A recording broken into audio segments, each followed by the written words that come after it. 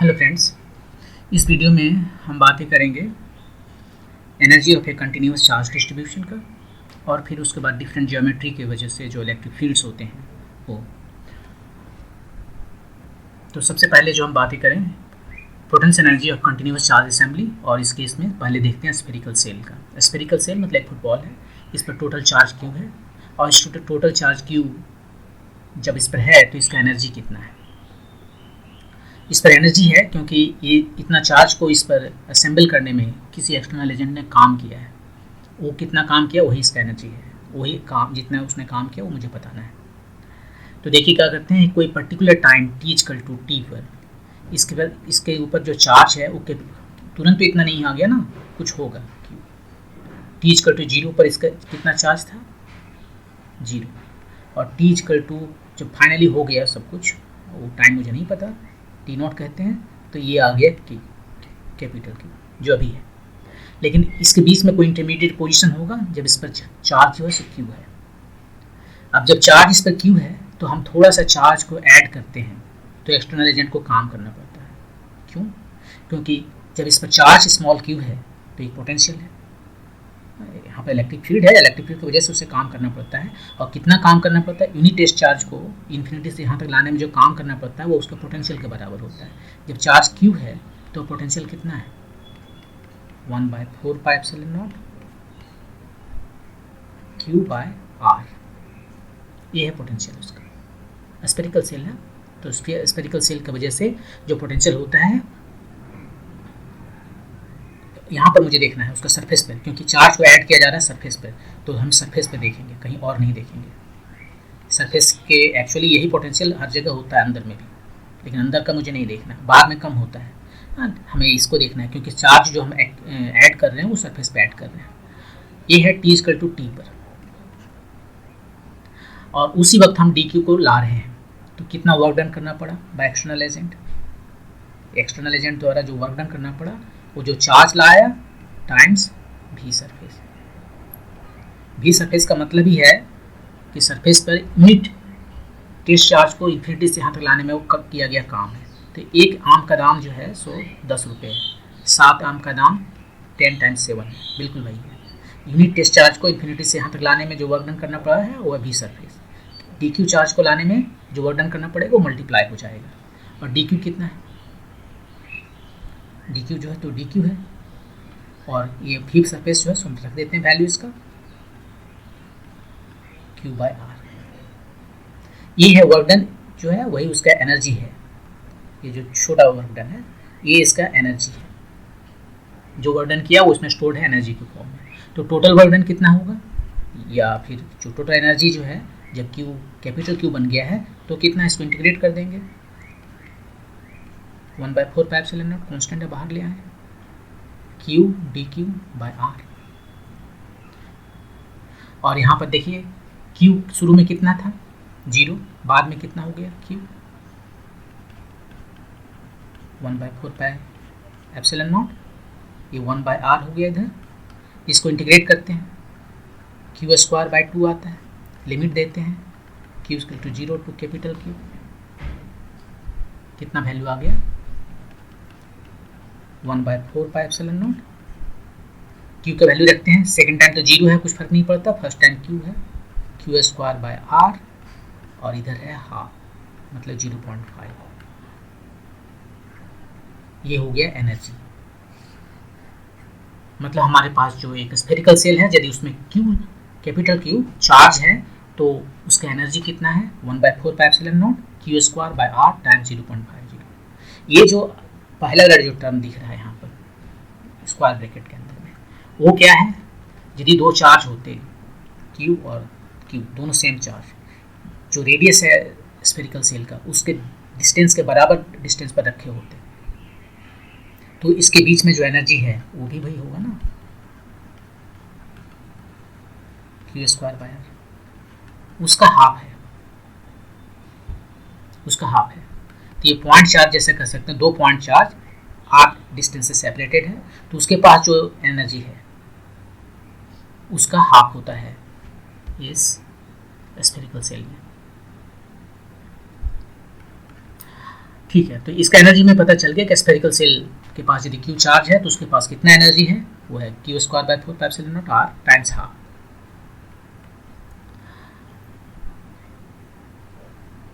ये तो spherical shell है। यदि स्फेरिकल सेल ना होकर एक स्फीयर होता, एक स्फीयर होता लेकिन कंडक्टिंग स्फीयर होता है, तो क्या होता? तो जो भी चार्ज है इसमें, वो सारे चार्ज तो यहीं चले जाते हैं। मटेरियल तो हर जगह है, लेकिन चार्ज इस पर जो भी हम देंगे वो कहाँ चला जाएगा? सरफेस पे, क्योंकि इसके अंदर में कंडक्टिंग मटेरियल जो है उसके अंदर में इलेक्ट्रिक फील्ड जीरो है। इलेक्ट्रिक फील्ड जीरो है तो गॉस लॉ लगाएंगे, तो इसका मतलब है गॉस लॉ लगाने से पता चल जाएगा कि इसके अंदर में कोई चार्ज नहीं है। तो सारे जो चार्ज हैं वो सब के सब सरफेस पे रहते हैं। तो ये चार्ज जो जब सरफेस पे हैं तो इसमें और स्फेरिकल सेल में कोई फर्क पड़ा? जहाँ तक हमारा एनर्जी का या पोटेंशियल का सवाल है, कोई फर्क नहीं पड़ा। इसके अंदर में मटेरियल है, उससे मुझे क्या मतलब? हम मटेरियल से डील नहीं कर रहे हैं, हम यहाँ चार्ज से डील कर रहे हैं। ये मटेरियल से जो डील करना होता है वो ग्रेविटेशन में चलता है, क्योंकि वहाँ पर इम्पोर्टेंट है मास। यहाँ मास इम्पोर्टेंट नहीं है, यहाँ चार्ज इम्पोर्टेंट है। सब कुछ यहाँ चार्ज के लिए चल रहा है। तो इस केस में स्फेरिकल सेल और कंडक्टिंग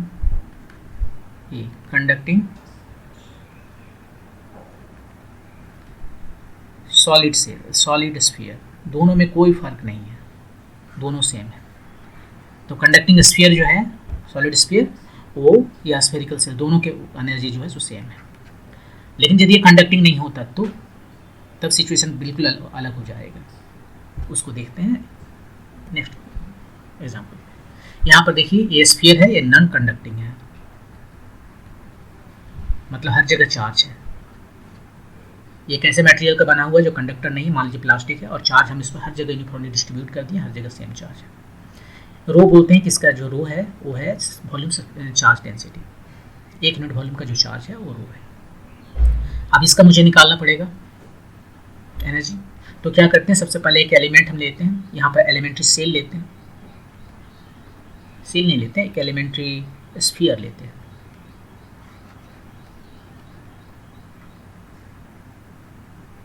रेडियस आर का,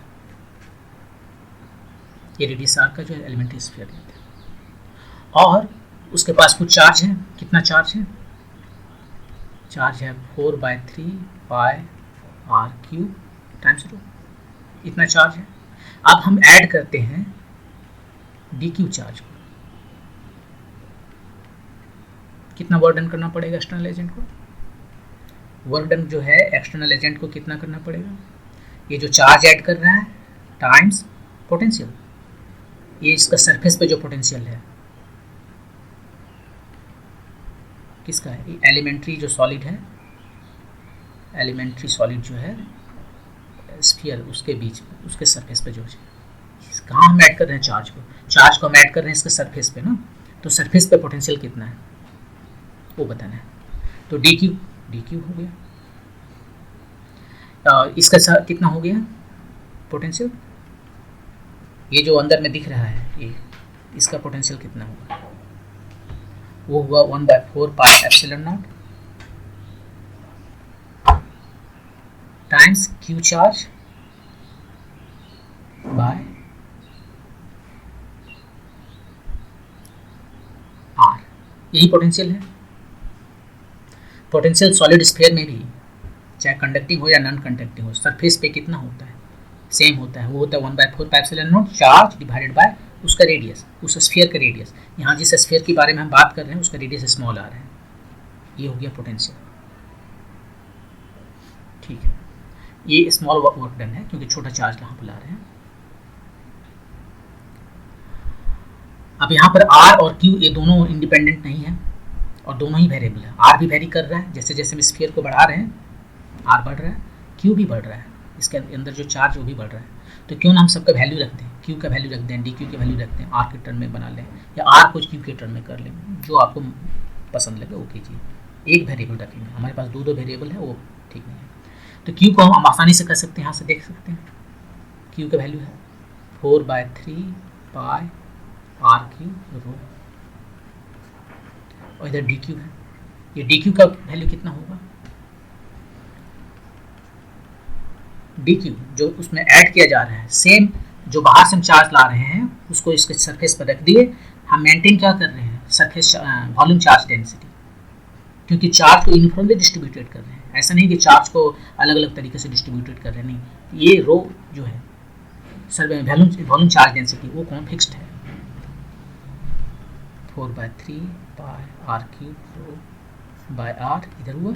और ये डी कितना हो जाएगा, ये डी हो जाएगा, यदि हमें पता है कि इसका रो फिक्स्ड है तो उस पर जो चार्ज है वो भी मुझे पता चल जाएगा, 4 पाई आर स्क्वायर, ये वॉल्यूम सरफेस एरिया हुआ इस स्फीयर का, जहाँ चार्ज को ऐड किया जाना है उसको डी आर से मल्टीप्लाई कर दिया, वॉल्यूम मिल गया, और इसी में जो है रो से मल्टीप्लाई कर दिया तो चार्ज आ, जो चार्ज ऐड किया जा रहा है, कितना चार्ज ऐड किया जा रहा है, उतना चार्ज ऐड किया जा रहा है कि ये मेंटेन करे, वॉल्यूम चार्ज डेंसिटी मेंटेन करे, तो इतना किया जा रहा है। और टोटल ये जो वर्क डन है वही है एनर्जी, राइट, छोटा सा एनर्जी इसमें जो स्टोर हुआ, टोटल एनर्जी जो स्टोर हुआ इसी को इंटीग्रेट कर देंगे। आर कहाँ से कहाँ जा रहा है, जीरो से कैपिटल आर, जीरो का मतलब जो स्फीयर हम कंसीडर कर रहे हैं एकदम शुरू में, और अब कैपिटल आर का मतलब बाद में जो स्फीयर हम कंसीडर कर रहे हैं। इसको देखते हैं, जो कैंसिल होता है उसे कैंसिल करते हैं या फिर कांस्टेंट को बाहर करते हैं, बाद में काटेंगे। 4/3 पाई रो इधर आ गया और इधर हो गया 4 पाई रो, और इधर क्या बच गया, 3 2 5 और 1 4।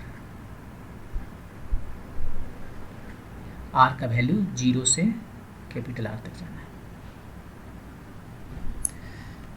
तो ये हो गया एनर्जी, जस्ट सिंप्लीफाई करना है और कुछ नहीं। 4 पाई रो, इसका वैल्यू देखिए क्या आ जाएगा, r⁵/5, लिमिट रखेंगे तो कैपिटल आर केवल सर्वाइव करेगा, ये तो जीरो है, तो फाइनली आएगा r⁵, कैपिटल R⁵/5 इसका वैल्यू। अब यहाँ पर जो है सो सबका रो का वैल्यू लिख देते हैं, क्योंकि मुझे क्यू के टर्म में चाहिए, तो रो का वैल्यू लिखते हैं, ये 4/3 4 पाई/3 टाइम्स 4 पाई।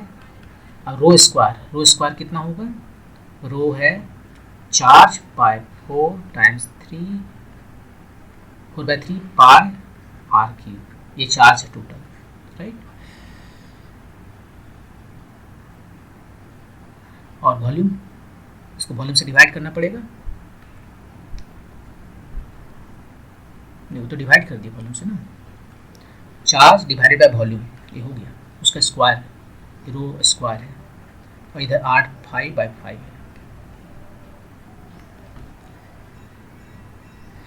कितना आया 1/4 pi epsilon naught Q square इधर हो गया, और इधर देखिए कितना कट गया, ये 4 पाई स्क्वायर है, 4 पाई स्क्वायर यहाँ से कट गया, 1/3 इधर बचा, ये 3 का स्क्वायर 9 और 8⁵ का स्क्वायर 8⁵6, इधर है 8⁵5/5,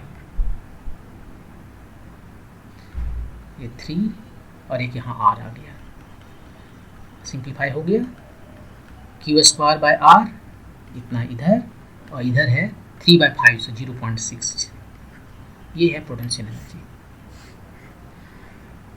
जैसे पहले पीछे स्फेरिकल सेल के केस में बताया था, ये क्या है, दो चार्ज सेम अमाउंट का क्यू का, यदि आर जो कि रेडियस है स्फीयर का उसके बराबर के डिस्टेंस पर जो है हम दो चार्ज को रख देते हैं, तो जो पोटेंशियल एनर्जी मिलता है वो ये है। तो पॉइंट चार्ज को आर से डिस्टेंस पर सेपरेट करते हैं, तो जो पोटेंशियल एनर्जी है उसका 60% जो है सो होता है एनर्जी सॉलिड स्फीयर का। तो इसका एनर्जी 60% जो है, यदि दो चार्जेस को क्यू अमाउंट के चार्जेस को इसके रेडियस के बराबर के डिस्टेंस पर हम रखते हैं, तो जो उसके पास एनर्जी है उसका 60% होता है। 50% यहाँ पर था, यदि हॉलो स्फीयर था तो 50% था, राइट। हॉलो स्फीयर था जिसको सेल कहते हैं वो 50% था, या कंडक्टिंग था तो भी सेम, लेकिन नॉन कंडक्टिंग है और सॉलिड स्फीयर है तो 60% ऑफ 2 पॉइंट चार्जेस के बीच में जो एनर्जी है आर सेम रहना चाहिए, इसका रेडियस उसका डिस्टेंस सेपरेशन जो है सो सेम रहना चाहिए। तो यहाँ पर 60% और स्फेरिकल सेल में 50%। ओके, हम क्या करते हैं कि कुछ प्रॉब्लम जैसे सॉल्व करते हैं, लेकिन एक्चुअली वो कंसेप्ट ही है। जैसे कि अब हम यहाँ पर हम मेनली चल रहे हैं इलेक्ट्रिक फील्ड निकालने के लिए वेरियस ज्योमेट्रिकल सिचुएशन में इलेक्ट्रिक फील्ड निकालेंगे। कुछ केसेस में तो हम ऑलरेडी बता दिए, लेकिन यहाँ पर हम जो है सो एक एक करके फिर बहुत कुछ केसेस में बताते हैं। तो पहला ये है कि इसको क्वेश्चन कहें हम या जो भी आपको मर्जी हो।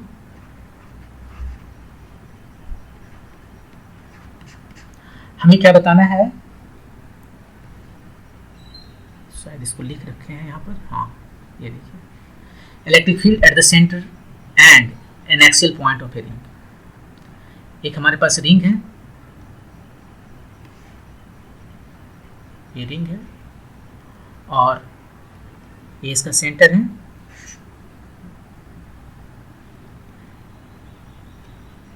ये जो सेंटर है इसका,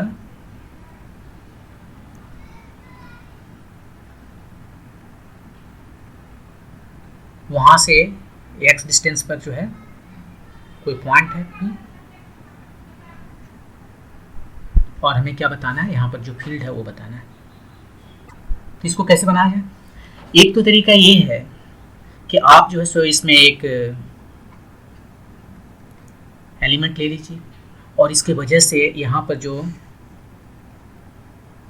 ये फील्ड है, मान लीजिए पॉइंट, यहाँ पर ये जो फील्ड है इसका दो कंपोनेंट ले लीजिए, थीटा ले लीजिए। ये डी कॉस थीटा हुआ एक्स डायरेक्शन में और डी साइन थीटा हुआ वाई डायरेक्शन में, और ये डी एक्चुअली है, ये थीटा है। और इसके बाद में यहाँ पर जो है पॉइंट चार्ज की तरह है, आप उसको कैलकुलस यूज कीजिए और निकाल लीजिए, तो वो आप काम कर सकते हैं। हमने जस्ट कैलकुलस यूज करना है, थोड़ा सा बना ही देते हैं यहाँ पर, देख लीजिए। ये जो ई एक्स डायरेक्शन में है, ई वाई में क्या हो जाएगा, जीरो हो जाएगा, क्योंकि ये तो बैलेंस कर लेगा। दो ठो लेंगे,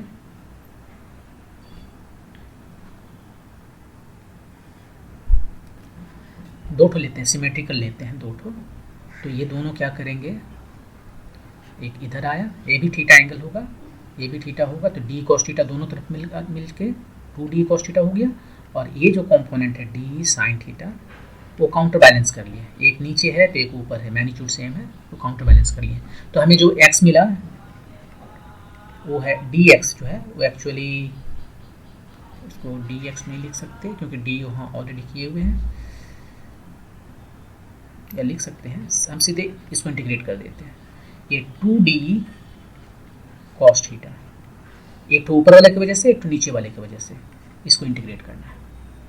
और d कितना है, इस एलिमेंट की वजह से कितना हमारे पास आ रहा है फील्ड, 1/4 पाई एप्सिलॉन नॉट। यहाँ पर चार्ज कितना है, डी क्यू चार्ज है बाय आर स्क्वायर, ये डिस्टेंस जो है जेड स्क्वायर, और कॉस थीटा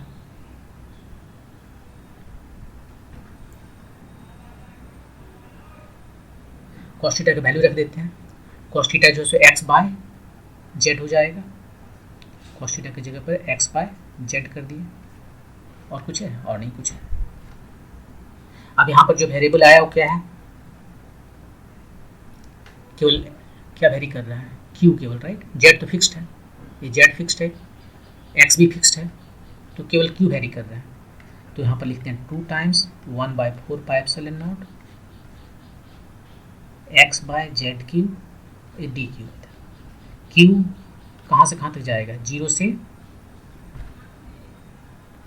यहाँ पर क्यू का वैल्यू जो है सो 0 से ये पूरा का पूरा जाएगा, ये पूरा नहीं जाएगा, हम दो एलिमेंट कंसीडर किए हैं, तो केवल हाफ सर्किल में इसका ये जो है यहाँ से यहाँ तक जाओ, और तुम जो है सो इधर से इधर जाओ, तो आधा ये कवर करेगा, आधा ये कवर करेगा, तो आधा में कितना चार्ज है, जो टोटल में चार्ज है उसका हाफ। और तब इसको यदि हम सिंप्लीफाई करें तो ये वैल्यू आ जाएगा 1/4 पाई एप्सिलॉन नॉट, ये एक्स बाय जेड क्यू, ये कितना हो गया q/2, और इधर था 2f2, ये 2 और 2 कट गया, और फाइनली जो हमारा वैल्यू आया इलेक्ट्रिक फील्ड का Ex, वो है 1/4 pi epsilon naught qx by Z Q, Z का मतलब है ये वाला, राइट, ये वैल्यू जो कि कैपिटल R है। यदि रेडियस x है डिस्टेंस, तो हम इसको लिख सकते हैं r² प्लस x² का पावर 3/2। ये है हो गया आपका electric field along X axis, Y axis में नहीं है। तो ये से तो कैलकुलस यूज करके बना सकते हैं, लेकिन यदि आप चाहो तो दूसरा तरीका ज़्यादा अच्छा है। हमें इसके वजह से पोटेंशियल पता है, रिंग की वजह से जो पोटेंशियल है डिस्टेंस x पर वो हमें पता है, 1/4πε0 q बाय ये डिस्टेंस था z मतलब √r² प्लस x², यही है पोटेंशियल। अब पोटेंशियल यदि हमें पता है तो हम इलेक्ट्रिक फील्ड निकाल सकते हैं। किधर निकालना है, x में या y में? x में निकालना है, तो -ΔV/ΔX। ये तो केवल x का ही फंक्शन है तो हम d लिख सकते हैं कंप्लीटली, या रहने दीजिए, इसको डिफ्रेंशिएट कीजिए x के रेस्पेक्ट में, q/4πε0 लिखें। ये कितना हो गया, ये पावर -½ है तो -½ लिखें, और नीचे आ गया r² प्लस x², आप इसको डिफ्रेंशिएट कीजिए, टाइम्स 2x हमने कर दिया डिफ्रेंशिएट। ये 2 चला गया, ये माइनस यहाँ पर नहीं लिखे थे, माइनस माइनस प्लस हो गया, q/4πε0 और इधर x/r² plus x² to the power 3/2। Q को यहाँ लिखे,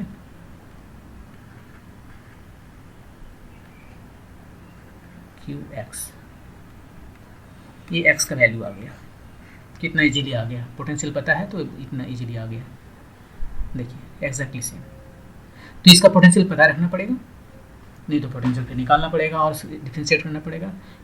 but about Y direction, Y direction मतलब ही को हमें वाई के रेस्पेक्ट में डिफरेंशिएट करना है। वाई के इसमें है कहीं, वाई है ही नहीं, ये सारा का सारा तो कांस्टेंट हो गया।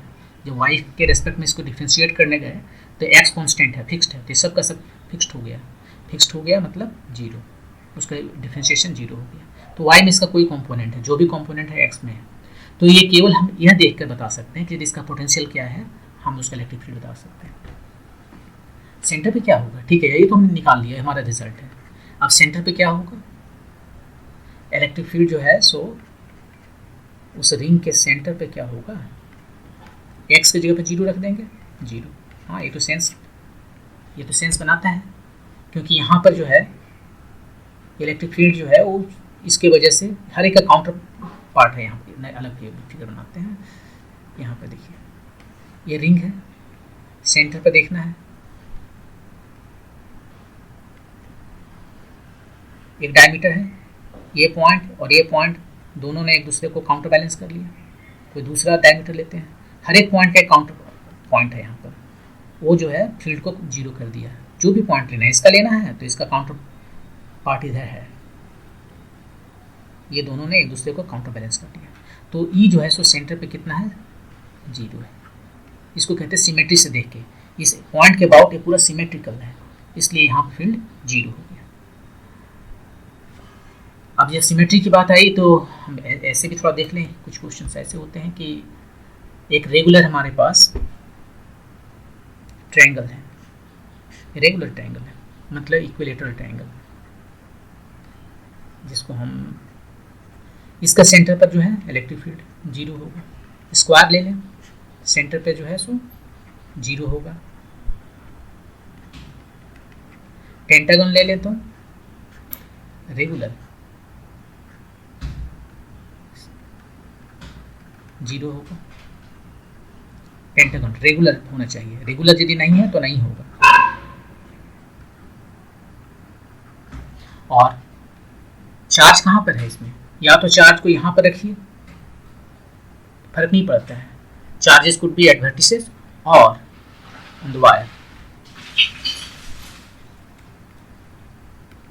चार्जेस ये हो सकता है वर्टिसेस पर भी हो सकता है तो भी चलेगा, और नहीं तो ऑन साइड्स तो भी चलेगा। और साइड्स जो है ये सब 2D ज्योमेट्री है, याद रखिए, 3D नहीं है। रिंग भी तो 2D ज्योमेट्री है, तो ये रिंग बन जाएगा। अभी देखना रिंग बनाते हैं। ये हुआ रेगुलर पेंटागन। वैसे regular hexagon, regular heptagon, regular octagon सब ले लीजिए, सबके सेंटर में फील्ड क्या है, जीरो है। और यदि रेगुलर हम बहुत सारा घूम ले लें, उसका सेंटर पर जो है वो भी जीरो होगा। n tends to infinity, n tends to infinity, यही तो सर्किल हो गया ना। ये सर्किल को आप समझ सकते हैं ऐसे कि एक इरेगुलर पेंटागन है जिसका साइड का नंबर जो है वो बहुत ज़्यादा है।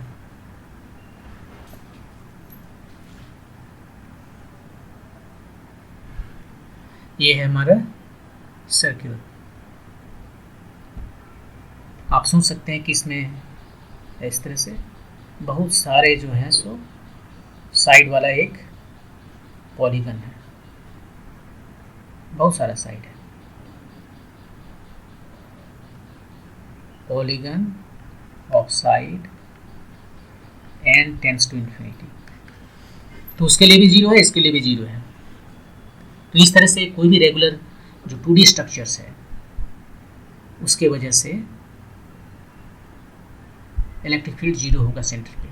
और दूसरी बात है, ये कोई यहाँ पर तो आप देख सकते हो हर जगह है, क्योंकि ये साइड ही बहुत छोटा हो गया, इन्फानाइट नंबर ऑफ साइड्स है, तो साइज ऑफ साइड जो है सो छोटा हो गया, तो हर जगह चार्ज है। यहाँ पर चार्ज जो है सो केवल मैंने यहाँ दिखाया वर्टिसेस पर, कोई फर्क नहीं पड़ता यदि इसके साइड पर भी चार्जेस हो तो ये था एक्सियल पॉइंट पर जो है फील्ड क्या होगा due to a ring. Move करते हैं next. Axial point of a charge ring where electric field is maximum. अब इस सवाल में ये है कि ये मैक्सिमम कहाँ पर होगा। ये देखिए जो इसका इलेक्ट्रिक फील्ड आया अभी वो कितना आया, ये जो है as a function of x ये आया 1/4 pi epsilon naught q x by square root over r square plus x square. ये सर्किल है, सर्किल मीन्स रिंग है। सेंटर पे कितना है इसका फील्ड, जीरो है, फील्ड का वैल्यू सेंटर पे जीरो है। और इन्फिनिटी पे कितना है, वो भी जीरो है, दोनों जगह जीरो है, तो बीच में कहीं ना कहीं तो मैक्सिमम होगा, वरना जीरो एक जगह जीरो, यहाँ पर जीरो वहाँ पर जीरो, ये कैसे पॉसिबल है। तभी पॉसिबल है जो हर जगह जीरो होगा, लेकिन हमें पता है कि इलेक्ट्रिक फील्ड हर जगह जीरो नहीं हो सकता। तो क्या होता है कि ये यहाँ पर जीरो है तो कहीं पर मैक्सिमम गया होगा और उसके बाद में फिर ये इधर जीरो आया होगा। ये मैक्सिमम कहाँ पर मिलेगा, ये आर है हमारा है, और इधर इलेक्ट्रिक फील्ड ले लें, तो ये मैक्सिमम कहाँ मिलेगा, तो वो मैक्सिमम मुझे बताना है, और मैक्सिमम किस पोजीशन पर मिलेगा और कितना होगा वैल्यू मैक्सिमम, ये दोनों ही बताना है। तो देखिए यहाँ पर इस फंक्शन को देखिए, ये मैक्सिमम यदि है तो क्या होगा, इसका फर्स्ट डेरिवेटिव जीरो,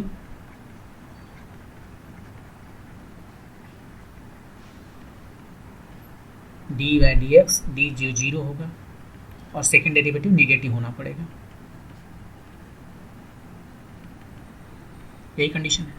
तो डी बाई डी एक्स में जो है सब वैल्यू सब्सटीट्यूट करते हैं, 1/4 पाई एप्सिलॉन नॉट, क्यू भी कांस्टेंट है, इसको डिफरेंशिएट करें, एक्स का डिफरेंशिएशन 1, दूसरा को मल्टीप्लाई कर दिए नीचे वाले को, माइनस पहला को रखें और दूसरा को इंटीग्रेट डिफरेंशिएट किए, तो 1/2 और कितना हो गया ये root over r square plus x square, ठीक है, हाफ टाइम्स माइनस हाफ है, ठीक है इतना है, और नीचे का स्क्वायर हो जाएगा, स्क्वायर रूट था स्क्वायर रूट खत्म हो जाएगा, इसको होना है जीरो, तो इसको होना है जीरो, तो डिनोमिनेटर खत्म, ये उधर जाके ये सारे कांस्टेंट भी खत्म, जो मेरे पास बचे वो केवल ए बचा, कितना है, इसको भी हम यहाँ 2x नहीं लिखे, 2x भी लिखना पड़ेगा ना, तो यहाँ पर आया हमारा r square plus x square minus x square,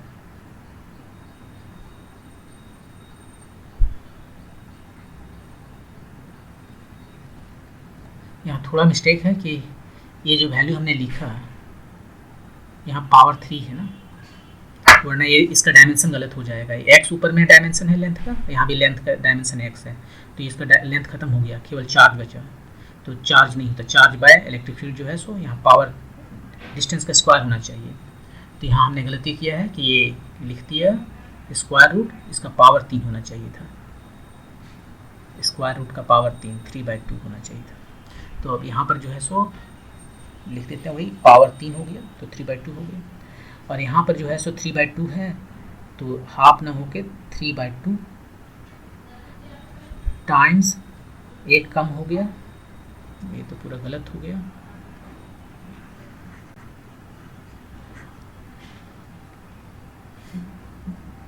first को रखें, किधर है, यहाँ पर फर्स्ट को रखें, सेकंड का जो डिफ्रेंशिएशन करेंगे तो 3/2 और ये हो गया एक कम means half, r² plus x² times 2x ये होगा, और इसका पावर जो है सो 3 हो जाएगा।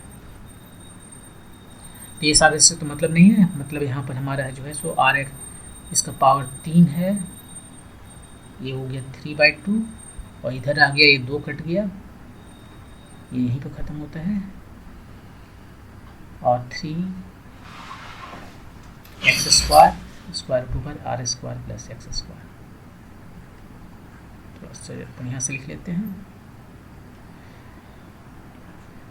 r² plus x² equal to 0।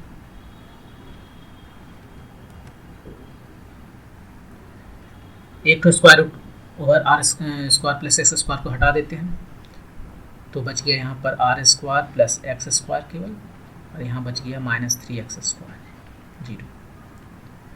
तो ये हो गया 2x² इक्वल टू r², तो x का वैल्यू आया प्लस माइनस r/√2। इस x के वैल्यू के लिए r/√2 वैल्यू के लिए जो कि कितना आता है, ये होता है कुछ 0.4707 कुछ ऐसे, r का जो है सो 0.707 इस वैल्यू पर ये रिंग है, ये हो गया r इक्वल टू 0.70 r तक। तो दोनों तरफ प्लस माइनस मतलब एक राइट साइड एक लेफ्ट साइड है, तो इस डिस्टेंस पर जो है सो हमें मिलेगा मैक्सिमम, और वो मैक्सिमम वैल्यू कितना होगा, x का वैल्यू रख देंगे r/√2 1/4πε0। एक बार फार्मूला लिख लेते हैं, qx/r² प्लस x² का पावर 3/2, यही है इलेक्ट्रिक फील्ड, और मैक्सिमम हो जाएगा इसका वैल्यू जब हम रख देते हैं x इक्वल टू r/√2। चाहे तो प्लस माइनस लिख सकते हैं, कोई फर्क नहीं पड़ता, स्क्वायर है, यहाँ भी प्लस माइनस वो साइन बताएगा इधर उधर, तो साइन छोड़िए, साइन को पीछे नहीं पड़ना, लेफ्ट और राइट दोनों तरफ है, राइट में साइन प्लस होगा और लेफ्ट में साइन माइनस होगा। q x की जगह पर लिखते हैं r/√2, और इधर देखिए x² कितना हो गया, r²/2 हाफ हो गया, और इधर एक 1.5 हो गया, सब मिला के 1.5 r²।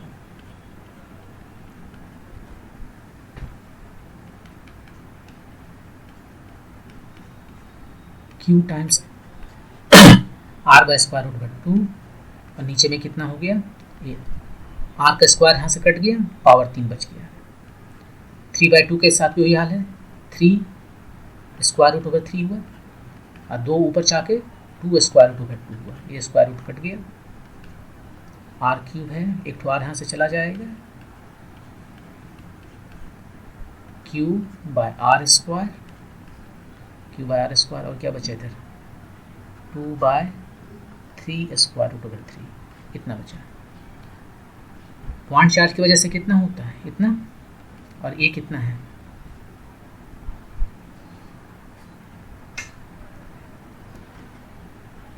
वो है 0.38।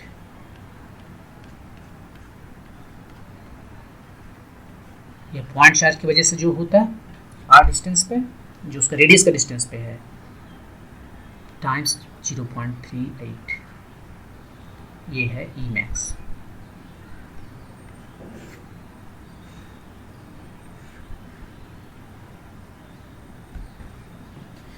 और यहाँ पर एक बार फिर लिख दें कि ये जो क्वांटिटी दिख रहा है, एक पॉइंट चार्ज रखते हैं Q वैल्यू का, और जितना उसका रेडियस है उतना डिस्टेंस पर जो है इसका जो फील्ड होता है वो फील्ड टाइम्स 38%, ये मैक्सिमम वैल्यू है।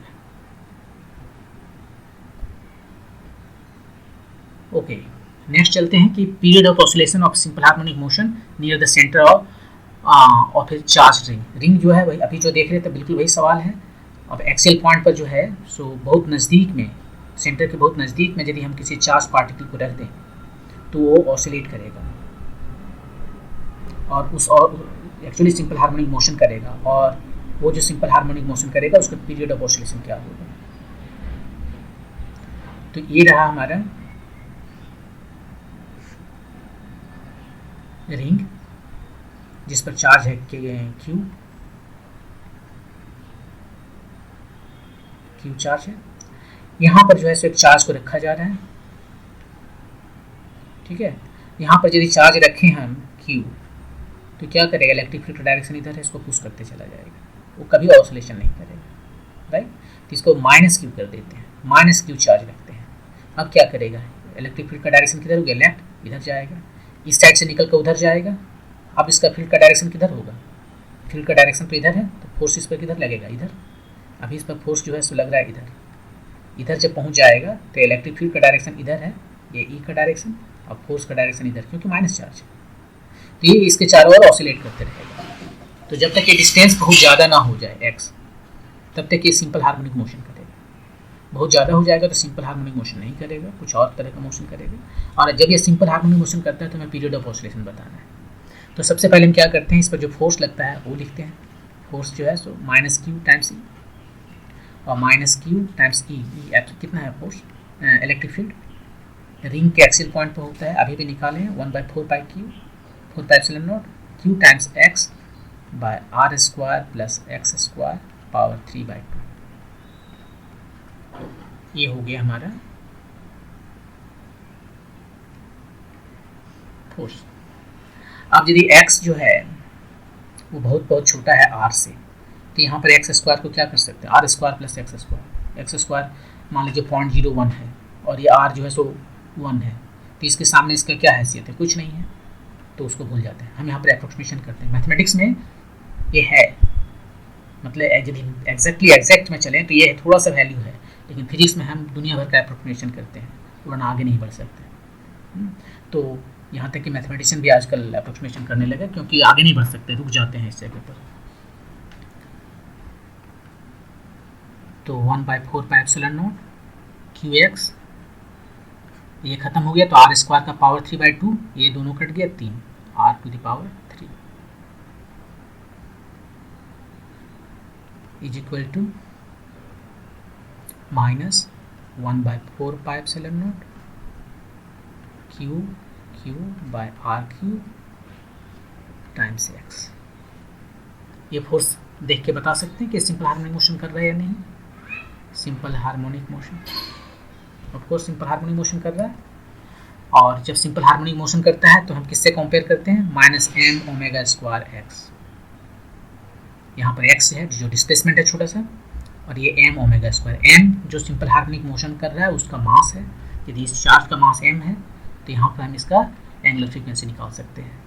एंगुलर फ्रीक्वेंसी कितना हो गया, यहाँ से देख सकते हैं 1/4 pi epsilon naught q by m r q, right. और जब पीरियड ऑफ ऑसिलेशन निकालना हो तो 2 पाई बाय ओमेगा, 2 पाई ये उलट गया, 4 pi epsilon naught m r q by capital q small q. ये हो गया इसका पीरियड ऑफ ऑसिलेशन। तो ये पीरियड ऑफ ऑसिलेशन बेस का निकाल सकते हैं। ओके, अब मूव करते हैं नेक्स्ट चीज़ पर, देखते हैं क्या है। Electric field at the centre and axial point और नॉन कंडक्टिंग डिस्क। अब तक रिंग की बात कर रहे थे, अब हम नॉन कंडक्टिंग डिस्क की बात कर रहे हैं। कंडक्टिंग डिस्क की भी बात करेंगे। यहाँ पर है कंडक्टिंग डिस्क, यहाँ है नॉन कंडक्टिंग डिस्क। तो पहले चले नॉन कंडक्टिंग डिस्क और एक्सियल पॉइंट। अब रिंग ना होकर ये क्या है, डिस्क है। नॉन कंडक्टिंग डिस्क है, मतलब हर जगह चार्ज है इस पर।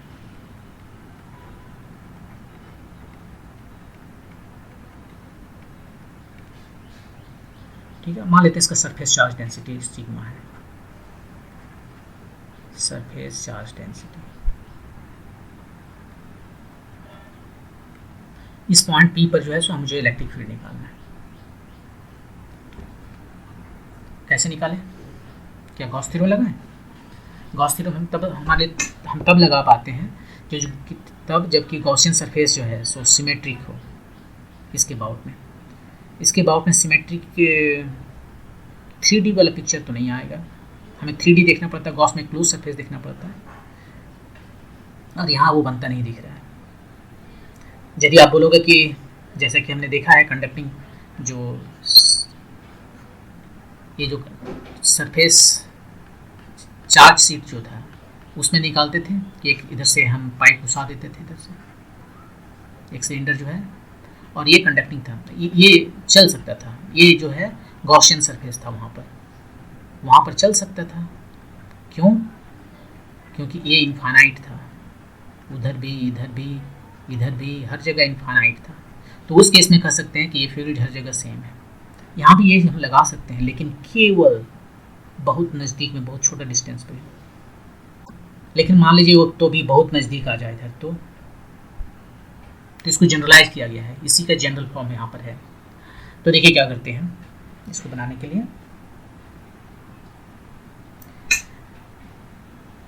हम ये डिस्क है, डिस्क रिंग से बना हुआ है, तो हम एक एलिमेंट्री रिंग ले लेते हैं, और रिंग का भी बात की है तुरंत थोड़ा देर पहले, रिंग की वजह से क्या इलेक्ट्रिक फील्ड होता है। ये रिंग ले लिए, एलिमेंट्री रिंग, उसका रेडियस कितना है r और विड्थ कितना है dr, वो ले लिए। अब उसके वजह से फील्ड कितना होगा रिंग की वजह से 1/4 पाई एप्सिलॉन नॉट, चार्ज जो उस पर है क्यू एक्स, एलिमेंट्री रिंग पर जो चार्ज है q times x by square root over ये वाला डिस्टेंस का स्क्वायर, राइट, पावर 3/2। ये है r और ये है x, तो हो गया x square plus r square और पावर 3, टोटल 3/2 होता है। तो आप यहाँ पर पावर लिखे हुए ऐसे लिखते हैं। ये इलेक्ट्रिक फील्ड है। चार्ज कितना है इस पर जो चार्ज है उसको dq कहते हैं, क्योंकि एलिमेंट है dq। इस पर चार्ज कितना है, इसका चार्ज सरफेस चार्ज डेंसिटी दिया हुआ है, तो हमें जस्ट इसका सरफेस एरिया से मल्टीप्लाई करना पड़ेगा। किसका सरफेस एरिया, रिंग का सरफेस एरिया। रिंग का सरफेस एरिया कितना है, उसका सर्कमफेरेंस 2πx टाइम्स उसका विड्थ, ये आ गया उसका सरफेस एरिया रिंग का, और उसको मल्टीप्लाई करना है सिग्मा से। 1/4 पाई एप्सिलॉन नॉट, dq की जगह पर लिखते हैं 2πx dx टाइम्स सिग्मा, और इधर x है ये वाला, और ये जो है सो r square plus x square और पावर 3/2। जो कटता है उसे काट देते हैं, ये 2 बार में कट गया, क्या आया सिग्मा बाय 2 एप्सिलॉन नॉट, और इधर कितना आया x स्क्वायर आया, और इधर है x square plus r square to the power 3/2। Total electric field integrate कर देंगे, r कहाँ से कहाँ तक जाएगा, 0 टू कैपिटल R।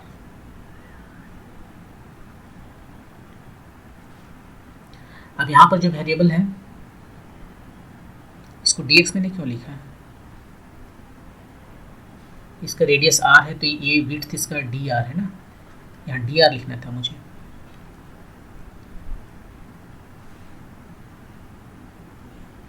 ये dr है, dr है। x तो फिक्स्ड है, उसको बाहर कर सकते हैं, r वेरी कर रहा है।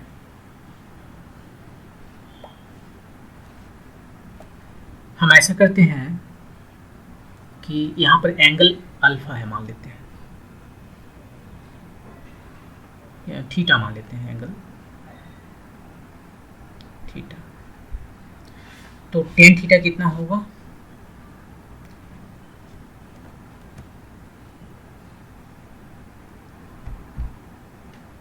r equal to x tan theta होगा, राइट, देख लीजिए r equal to x tan theta. tan theta की वैल्यू रखें r/x बार आ गया, ठीक है। तो dr कितना होगा, x time sec square theta d theta, यही वैल्यू यहाँ पर सब्स्टिट्यूट करते हैं, सिग्मा बाय 2 एप्सिलॉन नॉट। यही वैल्यू है यदि infinite surface charge density surface charge sheet हो तो sigma by 2 epsilon naught. Non conducting case में, अभी नॉन कंडक्टिंग ही चल रहे हैं, मैंने एक सरफेस हमारे पास है। तो यहाँ पर वैल्यू लिखें, एक्स स्क्वायर तो फिक्स्ड है और इधर डी आर कितना आया, x time sec square theta d theta, और नीचे में x square plus r square मतलब x square tan square theta, तो एक्स स्क्वायर कॉमन हो गया, 1 प्लस टेन स्क्वायर थीटा तो जो है सो सेक स्क्वायर थीटा हो गया, पावर 3/2। और कुछ है क्या?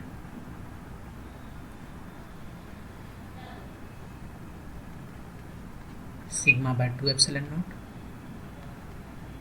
ये है एक्स स्क्वायर टाइम्स एक्स है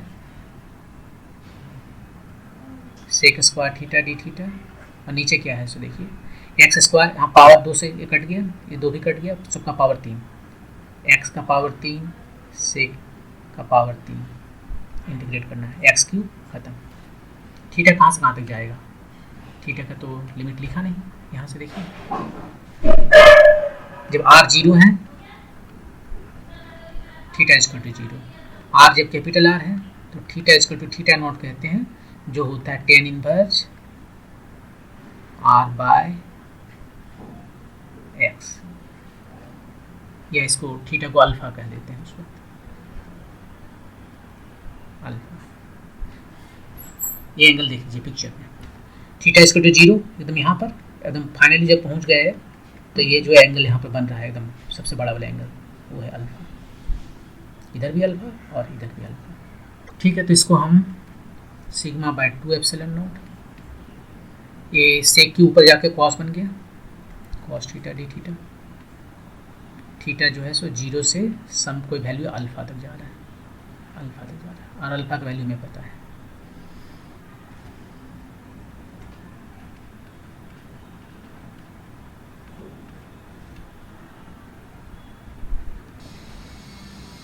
यहाँ पर थोड़ा सा मिस्टेक है, देखिए क्या है कि जब हम इसका सरफेस एरिया निकाल रहे हैं तो 2 पाई आर डी आर होता है, हमने 2 पाई एक्स डी आर लिया, तो यहाँ पर ये जो है सो इस वजह से मिस्टेक हो गया थोड़ा सा, ये 2 पाई आर डी आर होगा और एक्स यहाँ पर, तो एक्स स्क्वायर ना होकर एक्स आर होगा,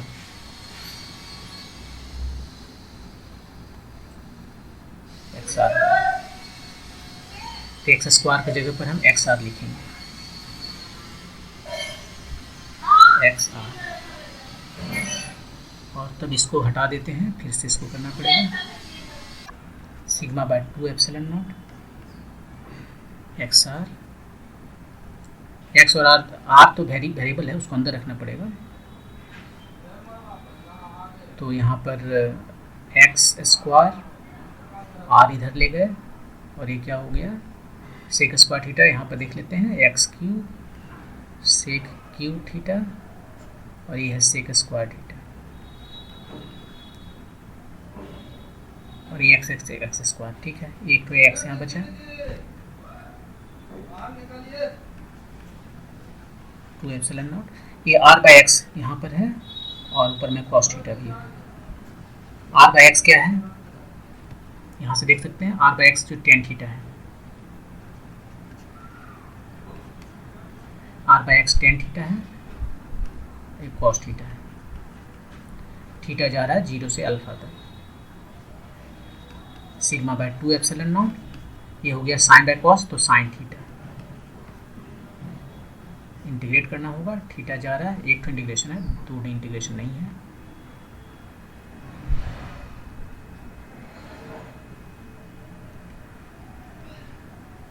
साइन थीटा, थीटा जा रहा है 0 से लेकर अल्फा तक, और साइन का इंटीग्रेशन कितना होता है cos, cos theta minus cos theta, तो यहाँ लिमिट चेंज कर देते हैं, थीटा यहाँ पर 0 यहाँ पर alpha, sigma by 2 epsilon not cos 0 1 cos alpha, ये हमारा इलेक्ट्रिक फील्ड है इस डिस्क की वजह से, sigma by 2 epsilon naught times 1 minus cos alpha. अब स्पेशल केस देख लीजिए इसका,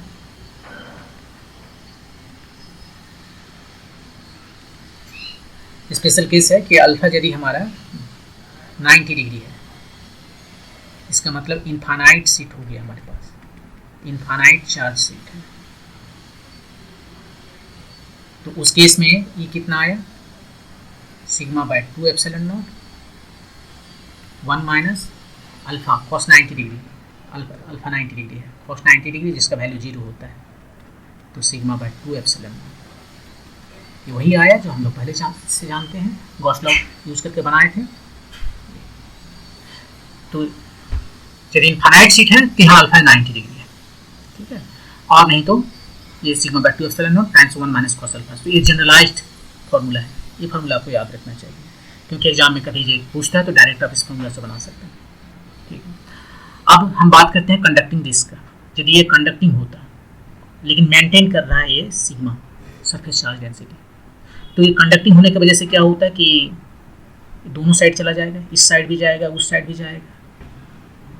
और वो दोनों साइड क्यों जा रहा है, क्योंकि इलेक्ट्रिक फील्ड इसको बीच में जीरो करना है। अब जो हमारे पास है एक डिस्क जैसा डिस्क है ना, तो डिस्क में कुछ तो विड्थ होगा। अब विड्थ में जो पॉइंट है अंदर में, जो उसका इंटीरियर पॉइंट है, वहाँ पर इसका जीरो होना है। और ये जीरो जैसे कि हम इसमें दिखाना मुश्किल हो रहा है, तो ऐसे इसमें आप दिखाना आसान हो रहा है। इसमें देखिए ये जो इंटीरियर पॉइंट है, यहाँ पर फील्ड को जीरो करना है। ये कैसे पॉसिबल है,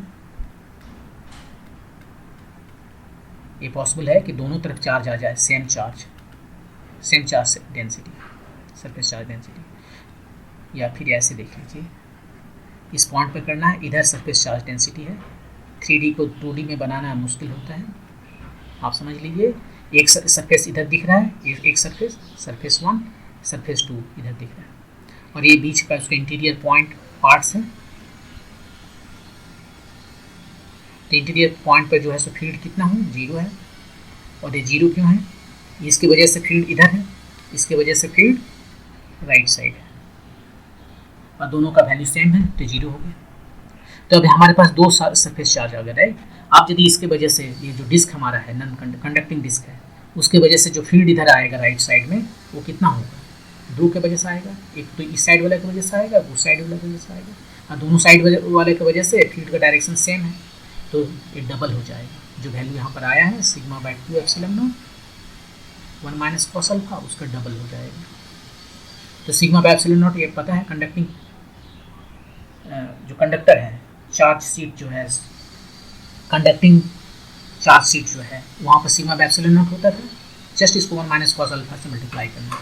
और ये अल्फा क्या है, ये अल्फा है मैक्सिमम एंगल। यहाँ से देख लीजिए, ये जो मैक्सिमम एंगल है वो मतलब कि tan alpha equal to r by x। और यदि इसके सेंटर पर हम बात करें, सेंटर पर यदि बात करें कि इस जो डिस्क है उसके सेंटर पे कितना फील्ड लग रहा है, तो यहाँ पर अल्फा कितना लिखना पड़ेगा। सेंटर पर यदि हम बात करते हैं, सेंटर ऑफ डिस्क पर electric field sigma by 2 epsilon not या 1 एप्सिलॉन नॉट, वो डिपेंड करता है वो कंडक्टिंग है कि नॉन कंडक्टिंग है। 1 minus cos 0 degree, cos 0 degree 1, और 1 माइनस 1 0, तो आ गया 0। ये अगेन कॉमन सेंस के मुताबिक है। ये हमारा डिस्क है और इसके बीच में जो है सो कितना होगा फील्ड, ये भी 0 होगा, क्योंकि हर एक इसके वजह से ये काउंटर बैलेंस करेगा, इसके वजह से ये काउंटर बैलेंस करेगा। यहाँ पर जो पॉइंट है उसके लिए ये काउंटर बैलेंस पॉइंट है, हर एक पॉइंट के लिए एक काउंटर बैलेंस पॉइंट है, और इस तरह से 0 हो जाएगा। तो ये था disc, conducting disc, non conducting disc. Conducting disc की वजह से यदि फाइनाइट है हमारा, यदि इनफाइनाइट है तो सीधे सिग्मा बाय 2 एप्सिलॉन नॉट, और ये गॉस थ्योरम से भी बनाए। यदि इनफाइनाइट नहीं है, फाइनाइट है, तब ये होता है 1 minus cos alpha times sigma by 2 epsilon naught. In case of non conducting disc, in case of conducting disc this is sigma by epsilon naught, double उसका। तो यहाँ पर हम देखें कि फाइनाइट यदि हमारे पास डिस्क है जो चार्ज सीट है, अब चार्ज डिस्क के लिए हमें जो फार्मूला बनाना आसान है, लेकिन यदि स्क्वायर के लिए हमें कॉर्नर वाला प्रॉब्लम क्रिएट करने लगता है। ठीक है, ऐसे ही प्रॉब्लम जो है सो आपने, मैं बताता हूँ उसके लिए। ये देखिए लीनियर चार्ज के लिए आपने लीनियर चार्ज जो है इनफाइनाइट केस में पता है आपको, वो होता है कितना electric field lambda by 2 pi epsilon naught r, यहाँ पर 4 है, वही lambda by 2 pi epsilon naught r. आप देखेंगे फॉर्मूला भी आ जाएगा। तो अब जो फाइनाइट के केस में कितना होगा वो दिया हुआ है, यहाँ पर एक्स और वाई दोनों कंपोनेंट में दिया हुआ है। तो चलिए देखते हैं इसको।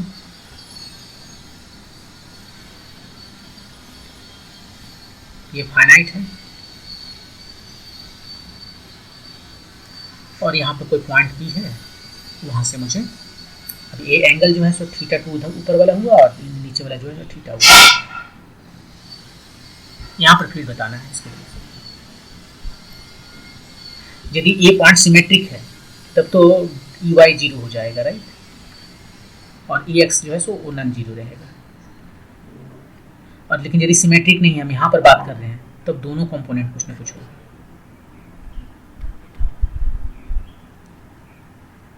और सिमेट्रिक पॉइंट, सिमेट्रिक का मतलब है इसका परपेंडिकुलर बाइसेक्टर। परपेंडिकुलर बाइसेक्टर पर यदि वो हमारा पॉइंट है तब यहाँ पर ई वाई जीरो होगा और केवल ई एक्स आएगा, अदरवाइज दोनों कंपोनेंट रहेंगे। तो सबसे पहले डी ई एक्स निकालते हैं। क्या करते हैं, एक यहाँ पर जो है सो कोई वाई डिस्टेंस पर, ये एक्स है, ये वाई डिस्टेंस पर ये डी वाई विड्थ का कोई एक एलिमेंट ले लिया। इसकी वजह से कितना जो फील्ड यहाँ पर आया वो आया 1/4 पाई एप्सिलॉन नॉट।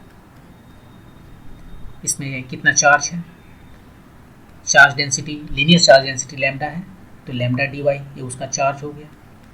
डिवाइड करते हैं ये डिस्टेंस का स्क्वायर, ये डिस्टेंस x है, ये y है, तो ये हो गया square root over x square plus y square,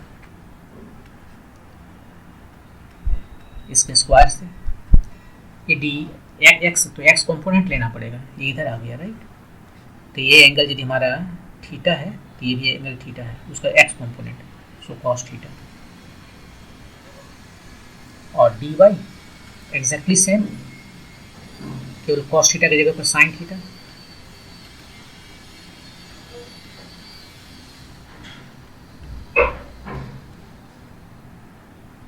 sine theta. आप यदि हम इसको इंटीग्रेट कर दें तो एक्स कंपोनेंट मिल जाएगा ये फॉर्मूला, और इसको इंटीग्रेट कर दें तो ये मिल जाएगा। चलिए इसको इंटीग्रेट करते हैं, जो कांस्टेंट है उसे बाहर करते हैं, 1/4 पाई एप्सिलॉन नॉट लैम्डा, इधर क्या बचा डी वाई बाई, इधर है x square plus y square, square square खत्म। एक कॉस थीटा ऊपर में है, कॉस थीटा थीटा में लाना है तो कॉस थीटा रखते हैं, इसको हटा देते हैं। तो यहाँ पर देखिए टेन थीटा कितना है, टेन थीटा है, y equal to x tan theta है, राइट। या आप ऐसे लिख के कीजिए या फिर हम डायरेक्टली कर सकते हैं y equal to x tan theta. तो डी वाई कितना आया, एक्स फिक्स्ड है, टेन थीटा का differentiation sec square theta d theta, और x square plus y square का वैल्यू कितना आया, आप यहाँ से रख दीजिए। ये आया lambda by 4 pi epsilon naught. इधर डी वाई का वैल्यू आया x sec square theta d theta, यहाँ पर है कॉस थीटा, और x square plus y square, y square को x square tan square theta करेंगे तो एक्स स्क्वायर कॉमन हो गया, 1 प्लस टेन स्क्वायर थीटा मतलब सेक स्क्वायर थीटा, ये खत्म और एक एक्स भी खत्म, lambda by 4 pi epsilon naught x, और इधर बच गया हमारे पास कॉस थीटा। थीटा कहाँ से कहाँ तक जा रहा है, थीटा जो है सो माइनस थीटा 1 से प्लस थीटा 1 तक जा रहा है, प्लस थीटा 2 तक जा रहा है। माइनस इसलिए क्योंकि ये देखिए क्लॉकवाइज डायरेक्शन में है, नहीं एक क्लॉकवाइज एक एंटी क्लॉकवाइज है, हम ऊपर वाले में जो एंगल है उसी को प्लस मान रहे हैं, एक इधर जा रहा है एक उधर जा रहा है, राइट। तो इसलिए माइनस तो प्लस कर देते हैं। तो यहाँ पर क्या वैल्यू आया, lambda by 4 pi epsilon naught x, cos का होता है साइन थीटा, लिमिट चेंज हो नहीं, कॉस का प्लस साइन थीटा, ठीक है, लिमिट चेंज करने की जरूरत नहीं है, माइनस थीटा 1, वैल्यू रखिए इसका sine theta 2 plus minus sine minus theta 1 minus sine theta sine minus theta equal to minus sine theta होता है, राइट। तो यहाँ प्लस हो गया और ये हमारा वैल्यू हो गया, जो हमारा ये वैल्यू आ गया एक्स में।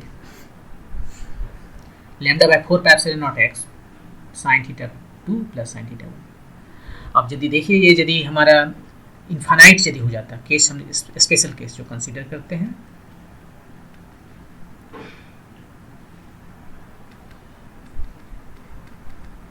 इन्फानाइट लीनियर चार्ज, उसमें थीटा 1 कितना 90 डिग्री, नीचे भी 90, थीटा 2 ऊपर में वो एंगल भी 90 डिग्री है। तो ये दोनों वन क्या हो जाएगा 1 + 1 2। तो ई एक्स कितना हो जाएगा lambda by 4 pi epsilon naught x times यहाँ पर आते हैं साइन 90 डिग्री 1 साइन 90 डिग्री 1 और ये आ गया आपका lambda by 2 pi epsilon naught x. ये हो गया ई एक्स का वैल्यू। यही आपने पहले जैसे बताया आपको गॉस लॉ लगा के यही वैल्यू निकाला था कि लीनियर चार्ज जो है इन्फानाइट लीनियर चार्ज जो है उसके वजह से जो इलेक्ट्रिक फील्ड आता है वो होता है lambda by 2 pi epsilon naught x. तो ये एक्स कंपोनेंट में है। वाई कंपोनेंट, वाई को निकालने के लिए मुझे ज़्यादा मेहनत नहीं करना पड़ेगा क्योंकि ये एक्स की तरह ही है, केवल थोड़ा सा फ़र्क है। यहाँ पर कॉस थीटा था, यहाँ पर साइन थीटा है, तो कॉस हटाकर हम साइन ले आएंगे। ये फाइनली जब हम इंटीग्रेट करने गए थे यहाँ पर कॉस था क्योंकि मैंने मल्टीप्लाई किया था कॉस है ना, उसको हटा देते हैं और साइन ले आते हैं, बाकी सब जेम का त्यों रहेगा। Lambda by 4 pi epsilon naught x integrate यहाँ करने गए थे, कॉस था, कॉस हटा के साइन करना पड़ेगा। थीटा जो है सो माइनस थीटा 1 से plus theta 2, lambda by 4 pi epsilon naught x. Sine का क्या हो गया माइनस कॉस होता है कॉस थीटा। अब वैल्यू जो है माइनस की वजह से हम लिमिट चेंज कर दिए, ये minus theta 1 by theta 2।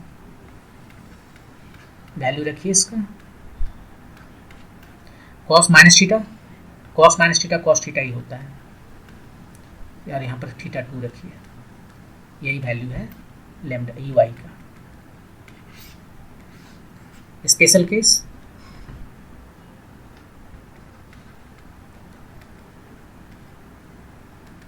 Theta 1 और थीटा 2 दोनों यदि 90 डिग्री हो जाए तो मतलब कि इन्फानाइट जो लाइन चार्ज है, इधर भी इन्फानाइट इधर भी इन्फानाइट, तो यहाँ पर जो एंगल बन रहा है वो सर पूरा उठाना पड़ेगा ना, ये बढ़ रहा है एकदम पूरा आसमान उठाना पड़ेगा, ये एंगल 90 हो जाएगा, ये एंगल 90 हो जाएगा। बिल्डिंग को जैसे 50 तल्ला बिल्डिंग को आप यदि ज़मीन से देखेंगे तो सर की टोपी गिर जाएगी, यदि टोपी पहन के देखेंगे तो मैंने लेकिन एंगल जो है सो आँख को उठाने में 90 डिग्री जाने लगता है। 90 नहीं जाता, 90 जाएगा तो इन्फिनिटी हो जाएगा। बुर्ज खलीफा भी 90 नहीं जाएगा, लेकिन almost 90, may be more than 85 ऐसे। तो एनीवे तो उस केस में एक कॉस थीटा 1 कितना हो जाएगा 0, कॉस थीटा 2 ये भी 0 और ई वाई कितना आया 4 pi epsilon naught x. 0 minus 0 मतलब 0, वाई में कोई कंपोनेंट नहीं है, इसलिए यहाँ पर जो है इन्फानाइट की वजह से जो भी है एक्स में है, वाई में कुछ भी कंपोनेंट नहीं है। ये है lambda by 2 pi epsilon naught x. ये है special case number 1। Special case number 2 वो ये है कि फाइनाइट ही है, थीटा 1 90 नहीं है, थीटा 2 90 नहीं है, मतलब फाइनाइट है, फाइनाइट लीनियर चार्ज है लेकिन सिमेट्रिक है, but theta 1 equal to theta 2। ये जो चार्ज है यहाँ पर है ये बीच में है, इसके बीच में जितना ऊपर एंगल है उतना ही नीचे एंगल है, तब भी वाई जो है सो देखेंगे कि आप 0 ही आ रहा है, वाई कंपोनेंट इलेक्ट्रिक फील्ड का। यहाँ से देखिए किधर वैल्यू, इधर ये जो वैल्यू है वही वैल्यू ये है, दोनों सेम है। Lambda by 4 pi epsilon naught x, cos A theta है, ये भी कॉस थीटा है, तो 0, तो वाई कंपोनेंट नहीं होगा। लेकिन यदि ये परपेंडिकुलर बाइसेक्टर पर नहीं है, कहीं और है, तो दोनों कंपोनेंट रहेगा, एक्स कंपोनेंट भी और वाई कंपोनेंट भी रहेगा। तो ये था फाइनाइट लीनियर चार्ज की वजह से इलेक्ट्रिक फील्ड जो होते हैं। तो एक्स कंपोनेंट में क्या है, sine theta 1 plus sign theta 2 multiply करना पड़ेगा, और वाई कंपोनेंट में cos theta 1 minus cos theta 2 को मल्टीप्लाई करना पड़ेगा। नेक्स्ट चलते हैं, ड्यू टू एन आर्क, एक आर्क है, रिंग की वजह से सेंटर पे इलेक्ट्रिक फील्ड कितना होता है, 0। इसके वजह से कितना होता है, जस्ट इतना जो हम दिख रहे हैं इतना ही चार्ज है, बाकी सब भूल जाइए।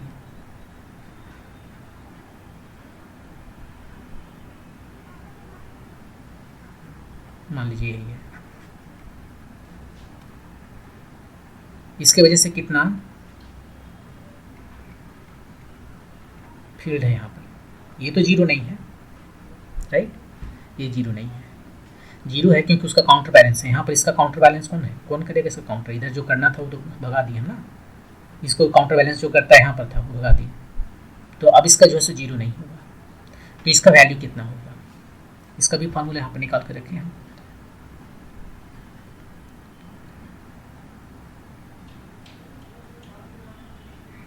इसका जो फार्मूला है वो फाइनाइट लीनियर चार्ज का जो फार्मूला है उसी के बराबर है, ये भी आर्क की वजह से है, दोनों आर्क एग्जैक्टली सेम फार्मूला काम करता है, तो इसके लिए कोई स्पेशल आपको याद नहीं रखना है। इसको बना देते हैं थोड़ा सा, यहाँ पर जो है एक ये कंपोनेंट ले लिए हम, एक्स ले रहे हैं, इसके बीच वाला जरूरी नहीं है लेकिन हम ले लेते हैं उधर, ये वाई इधर है, और ये जो है एक आर्क हमने लिया,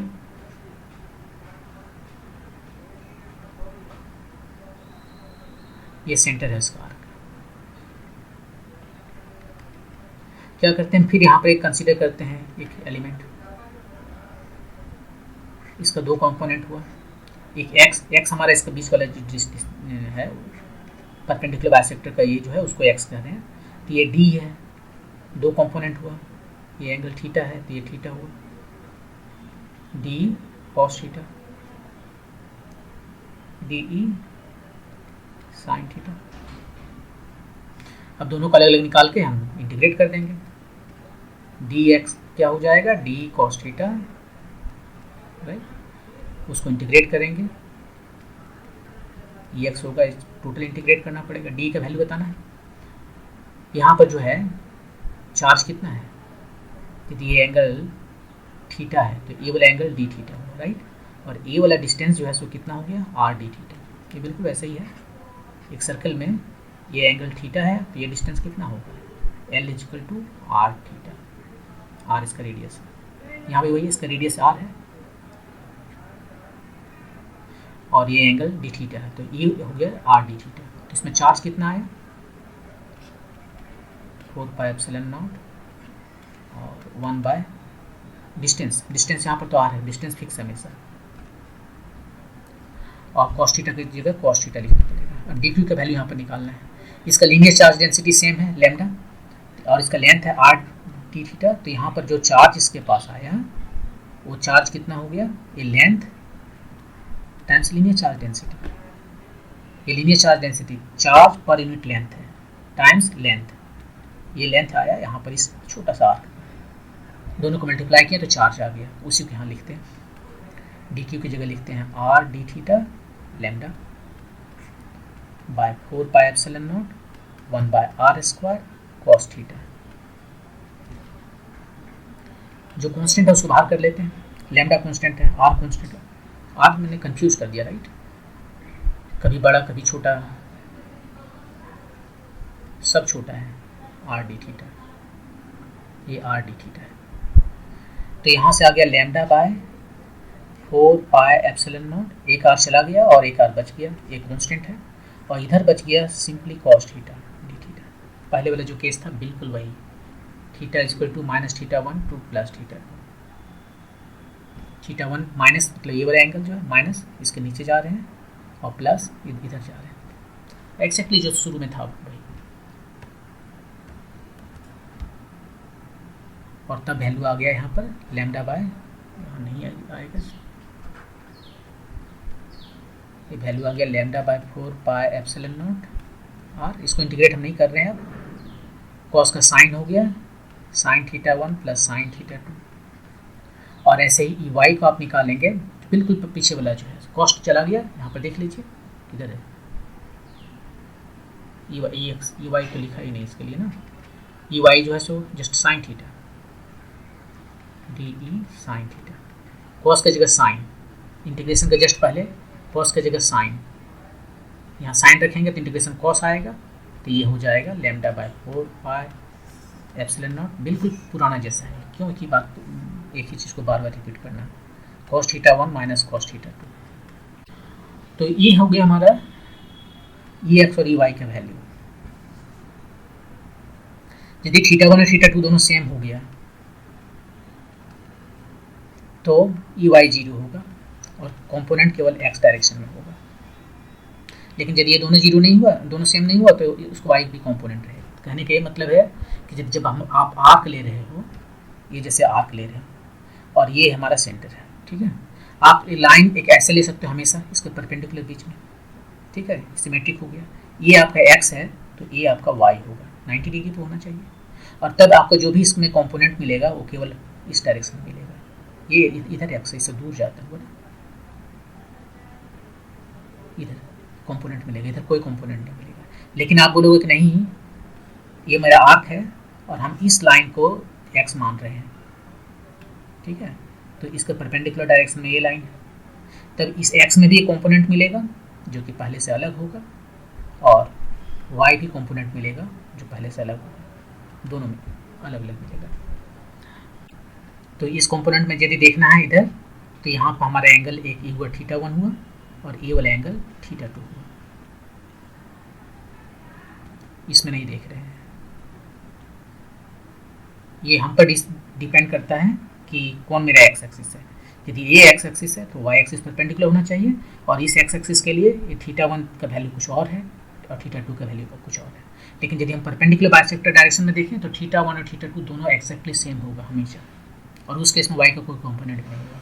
तो हमारे लिए सबसे आसान ये है कि हम चाहें तो इसी को एक्स एक्सिस अपना माने। लेकिन यदि क्वेश्चन में एक्स एक्सिस फिक्स कर दिया है, जैसे कि क्वेश्चन बोला ये हमारा एक्स एक्सिस है, ये हमारा वाई एक्सिस है, ठीक है, और ये हमारा आर्क है, ये देखिए हमारा आर्क है 1/4, ये भी तो आर्क है, तो यहाँ पर जो है सो हमारे लिए थीटा कितना हो गया, थीटा ये वाला इंट जो है 0 डिग्री हो गया, एक्स एक्सिस के साथ में जो बनाया है 0 डिग्री हो गया थीटा 1, और थीटा 2 ये 90 डिग्री हो गया। अब ई एक्स ई वाई का वैल्यू निकाल लीजिए।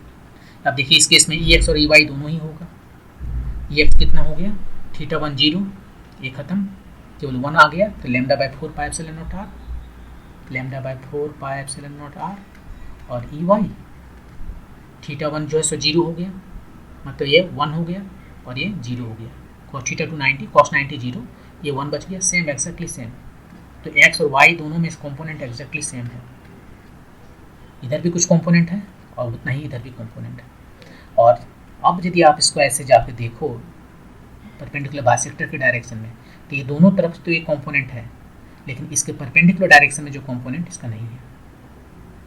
आप देख सकते हैं ये दोनों का रिजल्टेंट जो है सो इस डायरेक्शन में, तो इसके परपेंडिकुलर डायरेक्शन में जो है कोई भी कंपोनेंट नहीं आएगा। तो ये फार्मूला है फाइनाइट साइज जो है आर्क की वजह से जो इलेक्ट्रिक फील्ड होते हैं उसका एक्स वाई कंपोनेंट।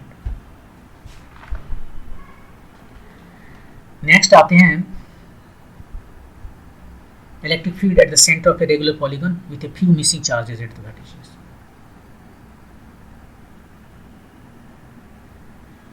यहाँ पर क्या है कि देखिए क्यू है, ये रेगुलर है, याद रखिए ये रेगुलर है, सब सेम है, और हमें पता है कि रेगुलर जो स्ट्रक्चर होता है 2D स्ट्रक्चर होता है उसके सेंटर पे फील्ड कितना होता है 0, प्रोवाइडेड सभी वर्टिसेस पे सेम अमाउंट ऑफ चार्ज रखा हो, या ये जो वायर्स दिख रहे हैं साइड्स उस पर जो है so same linear charge density हो।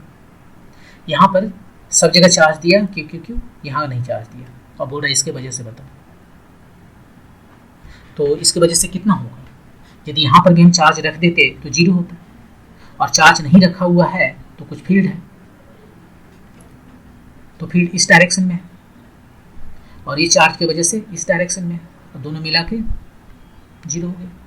तो हमें इसकी वजह से जो फील्ड आएगा वो कितना होगा, ये वाला होगा, ये वाला है ना, ये वाला, तो ये वाला जो फील्ड है वो बाकी वजह की वजह से है।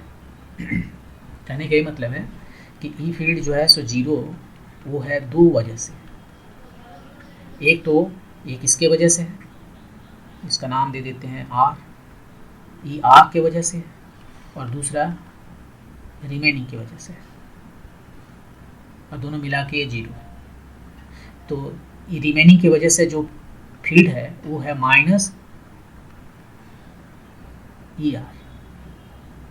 तो हमें से ये पूछा गया है ई रिमेनिंग कितना है, रिमेनिंग की वजह से जो इलेक्ट्रिक फील्ड है वो कितना है माइनस ई आर। अकेला चार्ज की वजह से जो फील्ड है उसका माइनस 1/4πε0 क्यू ये चार्ज है, और ये डिस्टेंस जो आपको पता कर लीजिए, ये डिपेंड करता है, यहाँ से निकालना पड़ेगा डिस्टेंस, उसको डिस्टेंस को हम L² कहते हैं। ये हो गया। डायरेक्शन इधर है इसके वजह से, तो यहाँ माइनस में दिया हुआ है RO, ये डायरेक्शन है माइनस में। तो इसका वैल्यू आप निकाल लीजिए ज्योमेट्री से, और उसके बाद सब्स्टिट्यूट करके आप बता सकते हैं।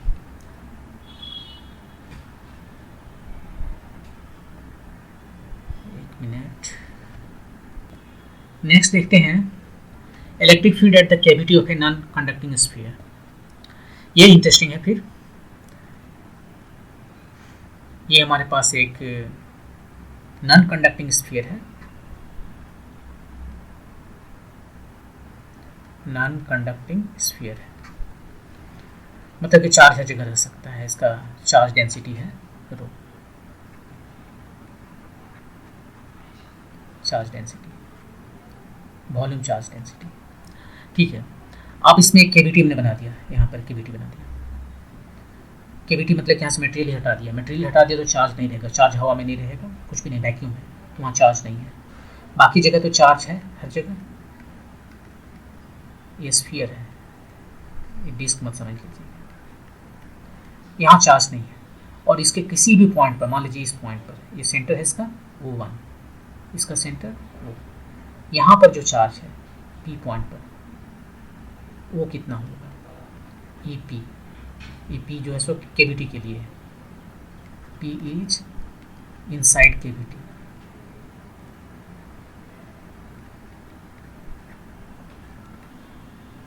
P जो है सो इनसाइड कैविटी है,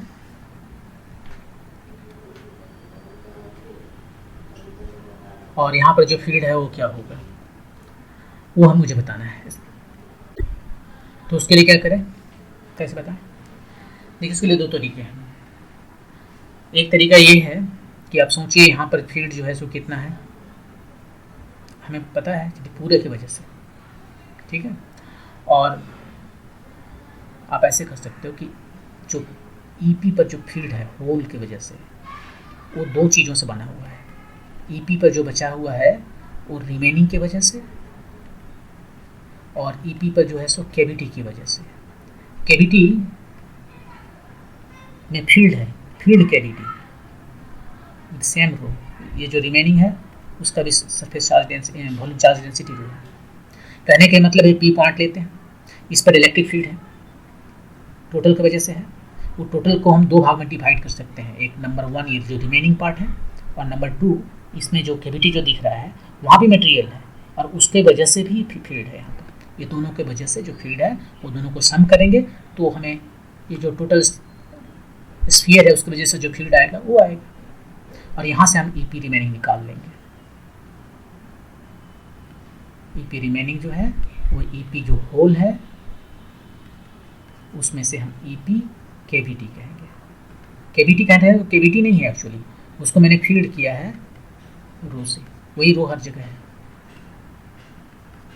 इसी को हम ऐसे घुमा के लिख सकते हैं, EP होल रो प्लस, अब कैविटी यहाँ पर जो है एक माइनस जो है तो डायरेक्शन देता है, ये तो फील्ड है ना, फील्ड है तो डायरेक्शन देता है यहाँ पर। और ये फील्ड में माइनस क्या करते हैं, प्लस कर देते हैं, लेकिन रो जो है उसको हम माइनस कर देते हैं। और P कैविटी को हमने फील्ड कर दिया विथ माइनस रो। तो आप इसे ऐसे समझ सकते हैं, ये हमारे पास एक स्फीयर है, इस एक कैविटी है। कैविटी मतलब कि हमने एडिशनल उसमें चार्ज दे दिया, कितना, माइनस रो डेंसिटी का चार्ज दे दिया। तो वो जो कैविटी वाला जो एरिया का बात हो रहा है वहाँ पर देखिए पहले से रो था, हमने माइनस रो दे दिया, तो चार्ज नेट कितना हो गया, जीरो हो गया। शुरू में जो चार्ज था उतना ही चार्ज हमने दिया लेकिन अपोजिट डायरेक्शन में दिया, तो चार्ज जीरो हो गया। तो अब ये कैविटी बन गया। अब उसके भी इसके वजह से जब मैंने एक्स्ट्रा चार्ज दिया माइनस रो का, और इसके पास ऑलरेडी है जो चार्ज, हर जगह चार्ज है, यहाँ भी चार्ज है प्लस रो, और इसमें एडिशनल हमने माइनस रो यहाँ दे दिया, तो दोनों की वजह से अलग अलग निकाल लेंगे इलेक्ट्रिक फील्ड, वही यहाँ पर है। ई पी होल हर जगह जो चार्ज है उसकी वजह से यहाँ फील्ड निकालो, प्लस हमने एडिशनल जो चार्ज दिया, एडिशनल चार्ज दिया माइनस रो का यहाँ पर, तो उसकी वजह से फील्ड निकालो, और दोनों को ऐड कर दो तो हमें निकल जाएगा इसका इलेक्ट्रिक फील्ड। तो वही करने जा रहे हैं। होल ई पी होल कितना है यहाँ पर, अब ये तो हमें पता है इलेक्ट्रिक फील्ड है, नॉन कंडक्टिंग है, तो उसके लिए आप याद कीजिए ये फार्मूला है शायद, charge Q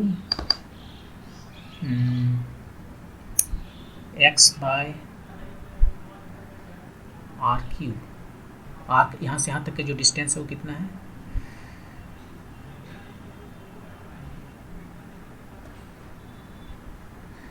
R q, are ये जो डिस्टेंस है इसका पूरा रेडियस जो है, पूरा रेडियस आर, कैपिटल आर कहते हैं, आर क्यू, और एक्स जो है, एक्स मतलब O to P, O to P direction भी दे देंगे यहीं पर,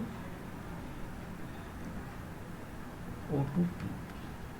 ये होता है यदि हमारे पास एक पूरा नॉन कंडक्टिंग स्फीयर है या फिर मास है यहाँ पर, ये जो मास है, तो फील्ड किसी पॉइंट पर कितना होता है, 1/4πε0 charge by r q, r इसका रेडियस है, और यहाँ से जिस पॉइंट की हम बात कर रहे हैं इस केस में भी याद कीजिए एक ग्रेविटेशनल फील्ड है, यहाँ पर कितना होता था, G N x by r q. M mass है, टोटल का मास है, क्यू टोटल का चार्ज है,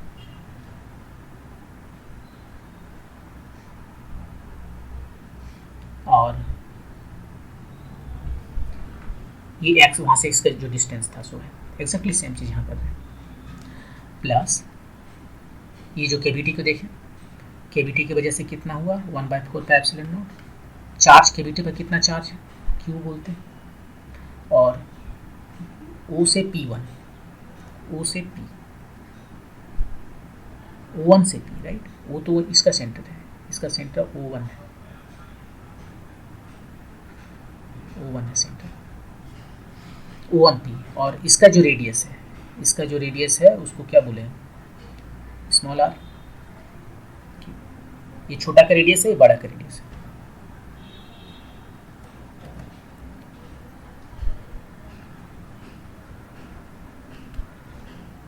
ठीक है, इसको सिंप्लीफाई करते हैं। ये चार्ज कितना है,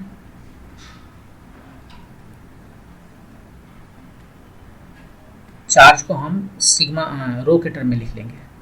चार्ज मतलब उसका volume, density times volume, volume कितना आ रहा है, 4/3πr³ divided by r³ OP, plus ये वाला सेकेंड टर्म, क्यू कितना चार्ज हो गया इसका, डेंसिटी तो सेम है लेकिन माइनस में है, राइट, और volume 4/3πr³ divided by r³ O1P। अब जो कट गया सो काट देते हैं। सबसे पहले तो r³ कट गया, स्मॉल r³ कट गया, 4π जो है वो भी कट गया, यहाँ से भी 4π कट गया, बचा क्या, यहाँ पर बचा ρ/3ε0 और OP1, OP, यहाँ पर क्या बचा, माइनस ρ/3ε0 O1P। अब दोनों को यदि हम ऐड करते हैं, जो कॉमन है पहले ले लेते हैं, ρ/3ε0, यहाँ बचा OP, यहाँ बचा O1P, ये वेक्टर है, O1P को हम लिख सकते हैं प्लस PO1,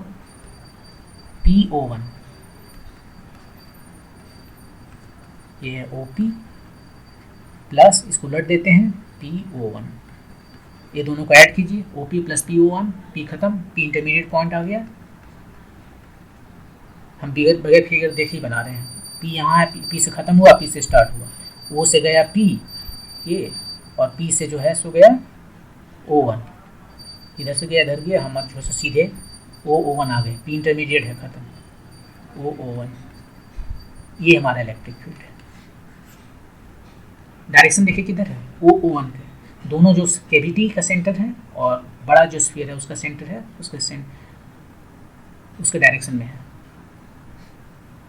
उसको मिलाने वाला जो लाइन है उसका डायरेक्शन में है। रो बाय 3 एप्सिलॉन नॉट, रो तो प्रॉपर्टी है चार्ज का, चार्ज डेंसिटी है, तो वो फिक्स है, एप्सिलॉन फिक्स है, ये डिस्टेंस पर डिपेंड ही नहीं करता, चाहे कितना भी बड़ा डिस्टेंस पर डिपेंड करता है, O1 पर डिस्टेंस डिपेंड करता है, डिस्टेंस बिटवीन टू सेंटर्स उस पर डिपेंड करता है, और कोई चीज़ पर डिपेंड नहीं करता। वो इस बात पर डिपेंड नहीं करता है कि कैविटी में किस जगह पर रखा हुआ है, क्योंकि ये तो फिक्स है ना, ये तो दोनों के बीच का जो डिस्टेंस है, तो वो इस बात पर डिपेंड नहीं करता है कि हमारे पास जो कैविटी है ये, उसमें कैविटी का सेंटर का बात कर रहे हैं, इस पॉइंट का बात कर रहे हैं, इस पॉइंट का बात कर रहे हैं, कैविटी के अंदर कहीं भी होगा, तो फील्ड जो है सो कांस्टेंट है, कांस्टेंट एवरीवेयर इनसाइड कैविटी, केवल कैविटी के अंदर रहना चाहिए। तो डायरेक्शन भी फिक्स्ड है और मैग्नीट्यूड भी फिक्स्ड है, ये दोनों ही फिक्स्ड है, इसके पोजीशन पर डिपेंड नहीं करते। तो ये एक चीज़ है। और यहाँ मैंने लिखा है रो बाय 3 एप्सिलॉन नॉट O1, वो जो है सो सेंटर है, सेंटर ऑफ स्फीयर, और ये सेंटर ऑफ कैविटी।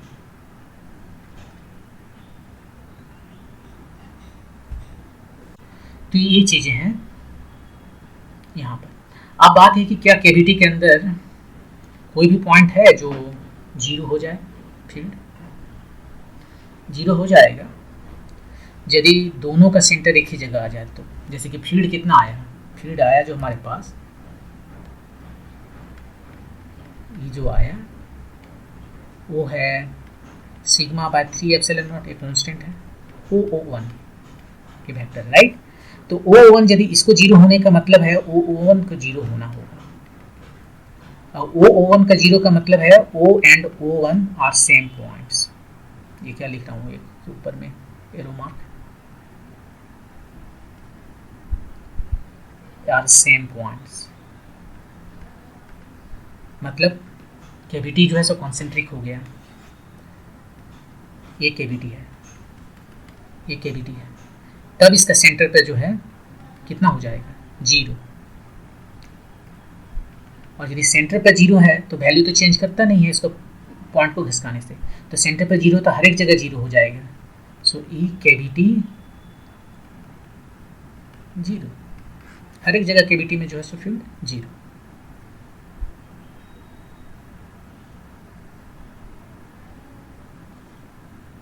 तो नॉन कंडक्टिंग स्फीयर है ये, कंडक्टिंग स्फीयर नहीं है। कंडक्टिंग में तो ये जीरो होता ही है, कंडक्टिंग में इनसाइड जो है सो जीरो होता है, यहाँ पर भी जीरो होता है, यहाँ भी जीरो होता है, कैविटी बना दीजिए तो भी जीरो होता है, कैविटी हो या कैविटी नहीं भी हो, इनसाइड एक कंडक्टिंग स्फीयर वो तो जीरो होता ही है। लेकिन यहाँ पर नॉन कंडक्टिंग स्फीयर है और उसके बाद में भी कैविटी के अंदर जीरो, इधर जीरो नहीं है, कैविटी के अंदर जीरो है इलेक्ट्रिक फील्ड। कब, जब ये कैविटी और ये जो स्फीयर है दोनों कॉन्सेंट्रिक्स है, और concentric sphere and cavity. Next देखते हैं कि simple harmonic motion of a dipole in an external electric field. अब डाइपोल ले लेते हैं, डाइपोल तो नेचर का आंखों का तारा है। तो अब हम जो है सो डाइपोल का बात करते हैं, और ईच चार्ज है मास m, ये हमारे पास चार्ज है -q + q, उसके बीच का जो डिस्टेंस है l जो है सो डिस्टेंस दिया हुआ है दोनों के बीच का, और मास है दोनों का m, इलेक्ट्रिक फील्ड में रख दिया गया। मान लेते हैं इलेक्ट्रिक फील्ड का डायरेक्शन इधर है, ये जो है सो एंगल थीटा बना है। तो एक सिंपल हार्मोनिक मोशन करेगा, इस पर एक टॉर्क लगेगा। टॉर्क कितना होता है, अब याद कीजिए टॉर्क कितना होता है, नहीं तो निकालना पड़ेगा यहाँ पर फिर से फोर्स के थ्रू। तो टॉर्क होता है P क्रॉस E। P कितना है, P E साइन थीटा, भूल जाइए इसका direction, just magnitude P sine theta. यदि थीटा स्मॉल है,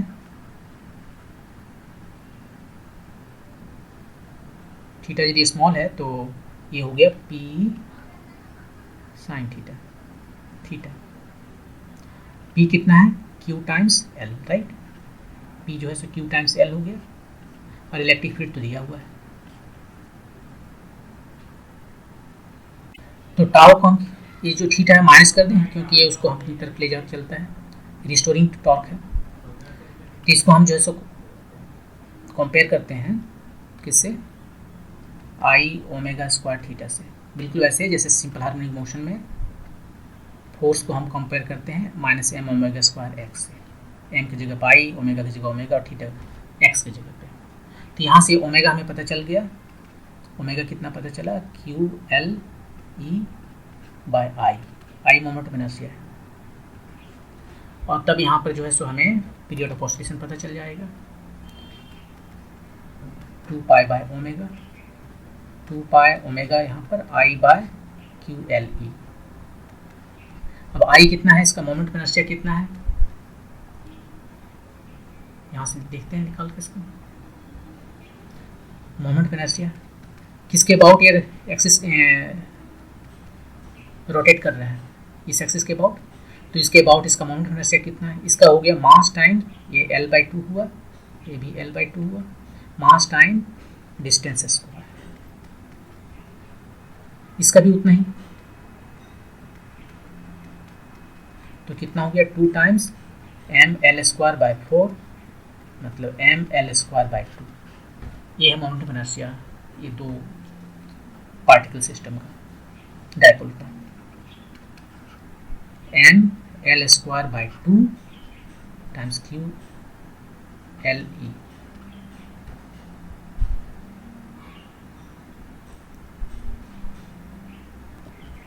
और इसको सिंप्लीफाई करके लिखिए, आपका पीरियड ऑफ ऑसिलेशन आ गया 2 पाई रूट ओवर m, एक 12 चला गया, by 2 q l e, q e 2 q e, 2 pi root over ml 2 q. ये हो गया पहला पर। तो देखिए इसमें क्या है कि इसमें मोमेंट, इसमें टॉर्क जो है सो माइनस पी क्रॉस ई होता है। माइनस लगा रहे हैं क्योंकि रिस्टोरिंग टॉर्क है, ये अपने तरफ इलेक्ट्रिक फील्ड की तरफ इसको लाना चाहता है। इसका मैग्नीट्यूड लिए साइन थीटा थीटा हो जाएगा यदि थीटा स्मॉल है, तभी ये सिंपल हार्मोनिक मोशन है, वरना ये सिंपल हार्मोनिक मोशन नहीं होगा। और सिंपल हार्मोनिक मोशन जो है तब हम टॉर्क को माइनस आई ओमेगा स्क्वायर थीटा से कंपेयर करते हैं, ओमेगा का वैल्यू निकल आया, और उसको टी से हम टी को 2 पाई बाय ओमेगा वैल्यू निकाल ली। केवल आई जो है कि moment of inertia about this axis हमें इसका निकालना होगा। ये इस मास जो है इसका मोमेंट ऑफ इनर्शिया कितना हुआ, मास टाइम डिस्टेंस स्क्वायर, ये L/2 स्क्वायर हुआ, ऐसे इसका हुआ, दोनों को ऐड कर दिए तो टोटल मोमेंट ऑफ इनर्शिया जो है सो mL²/2 आया, उसको सब्स्टिट्यूट किए और ये हमारा फाइनल आंसर आया। अब दूसरा जो सवाल है कि ये जो टॉर्क है, ये जो डायपोल है माइनस क्यू, इधर L/2 इधर भी L/2 है, सब कुछ तो ठीक है। एक थिन रॉड था, रॉड का कोई मोमेंट ऑफ इनर्शिया नहीं था, लेकिन यदि हम रॉड का सेकंड क्वेश्चन में क्या किए हैं, मोमेंट ऑफ इनर्शिया दे दिए हैं। Each charge has mass m and they are connected with a rod of length L and mass m। शुरू केस में रॉड का मास जो है सो 0 था, इसलिए उसका कोई मोमेंट ऑफ इनर्शिया नहीं था। अब जो है इसका मोमेंट ऑफ इनर्शिया जो रॉड का भी है, रॉड का कितना मोमेंट ऑफ इनर्शिया है, ये देखिए अपने एक्सिस के अबाउट ये रोटेट कर रहा है, तो कितना हो गया, ये टोटल लेंथ जो है L है, तो ये होता है हमें पता है मास टाइम्स L²/12 होता है अपने सेंटर ऑफ एक्सिस के अबाउट। अपना जो इसका एक्सिस है जो सेंटर ऑफ मास से होकर गुजरता है उसके अबाउट ये होता है mL²/12। तो टोटल जो मोमेंट ऑफ इनर्शिया इस केस में आ जाएगा, एक तो ये सब मास की वजह से है, वो था स्मॉल m L²/2 नहीं था ना, देख लेते हैं एक बार, mL²/2 ठीक है। और अभी जो आया रॉड की वजह से वो है कैपिटल mL²/12, सिंप्लीफाई कर लेते हैं, इधर 12 तो 6ml² और इधर कैपिटल M_L², कितना आया 6m plus capital L times L²/12। और तब हम जो है सो t का वैल्यू निकाल सकते हैं जो कि 2π/ω है। t यहाँ पर देखिए t कितना आया था, 2πi/QLE, 2πi/QLE वैल्यू रखिए यहाँ पर, i की जगह पर ये है 6n plus capital M L²/12 और ये QLE, एक तो तेल चला गया और फाइनली जो हमारा वैल्यू है वो हो गया इस केस में t=2π√6m plus capital M L/12 QE। 12 सब चाहे तो बाहर निकाल सकते हैं, 4 तो 2 बाहर निकल गया इधर, 6m plus capital M L3QE, इतना होगा। तो ये हो गया पीरियड ऑफ ऑसिलेशन यदि रॉड का भी मास है तो तब उस मोमेंट पर नष्ट होगा। नेक्स्ट क्वेश्चन देखते हैं कि where should a charge small q should be placed on the perpendicular bisector of the line joining two charges q। एक दो चार्जेस q है, दोनों के बीच का डिस्टेंस d है। each to experience maximum force, find the maximum force। यहाँ पर कौन सा ऐसा पॉइंट है जहाँ पर स्मॉल q चार्ज को रखेंगे तो ये जो फोर्स एक्सपीरियंस करेगा वो मैक्सिमम होगा, वही जहाँ इसका इलेक्ट्रिक फील्ड में मैक्सिमम होगा। अब परपेंडिकुलर बाइसेक्टर पर ये क्या है, plus Q, total plus Q है। तो यहाँ पर जो है एक फील्ड इधर, एक फील्ड इधर, एक्स एक्सिस में जो है सो काउंटर बैलेंस कर लेगा, राइट। तो यहाँ पर देखिए इसका कितना आता है इलेक्ट्रिक फील्ड, पहले निकालिए दोनों की वजह से। ये थीटा कहते हैं तो ये भी थीटा है, तो ये भी थीटा हुआ और ये भी थीटा हुआ। एक्स डायरेक्शन में तो बैलेंस कर लिया, वाई डायरेक्शन में जो है सो दो ठो हो गया, डी ई कॉस थीटा, और उसको इंटीग्रेट करना होगा। ये डी जो कंपोनेंट है इसकी वजह से दोनों जगह की वजह से सेम है, ये भी डी है। इसका जो वाई डायरेक्शन में जो कंपोनेंट है वो है d cos theta. Y direction में हमेशा डी वाई साइन थीटा नहीं होता है, वो डिपेंड करता है एंगल को कहाँ है। एंगल हमारा यदि ए वाला है, यदि ए एंगल लेते तब तो ठीक हो जाता है, थीटा 90 डिग्री, ये तो एंगल अभी वही है ना।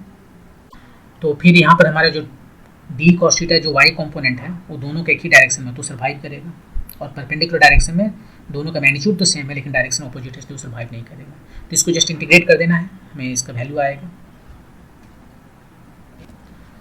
तो 2 ये डी कितना है इलेक्ट्रिक फील्ड, यहाँ पर सीधे 1/4πε0 capital Q by distance square, ये d/2 है।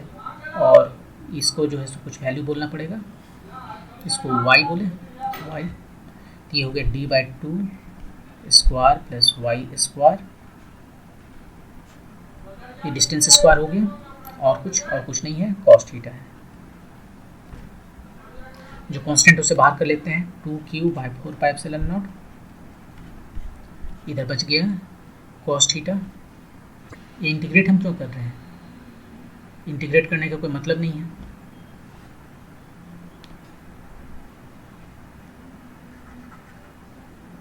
इंटीग्रेट का कोई मतलब नहीं है।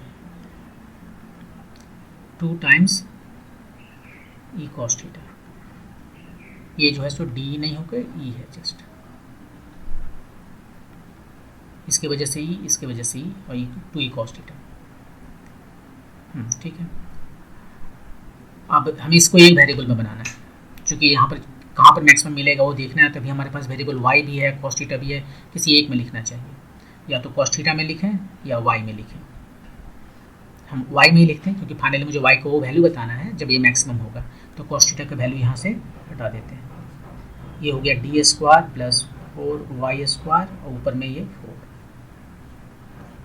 अब कॉस थीटा का वैल्यू कितना हो गया, कॉस थीटा का वैल्यू हो गया y डिवाइडेड बाय ये, वो कितना है, वो है d/2 square plus y square.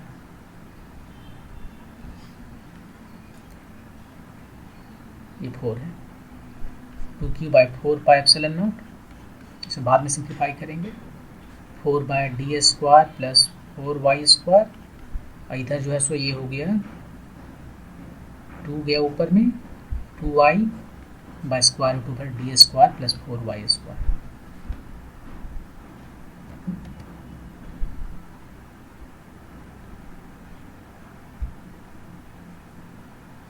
तो कितना आया वैल्यू, 2q/4πε0, ये 4 × 2 8 y/d² प्लस 4y² का पावर 3/2।